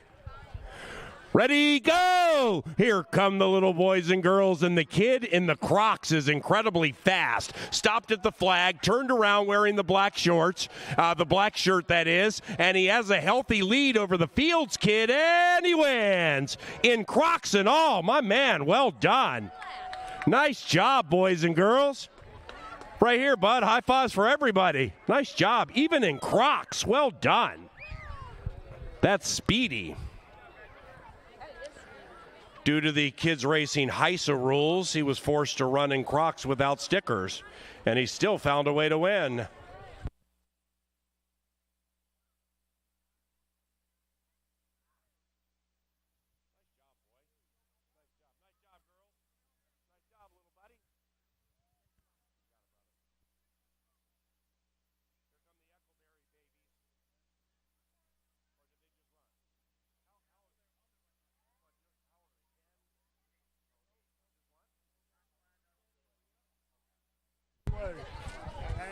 All righty, time for the big boys and girls, 8 years of age and older. Head on out. Go as far to the inside as you can. If the kid with the Crocs is still here, you should get out there and run against these big boys. Yeah, come on out here. Come on, buddy. You want to run again? You want to run again? Come on, man. You might not win, but just come on out here and give it a try. 8 years of age and older.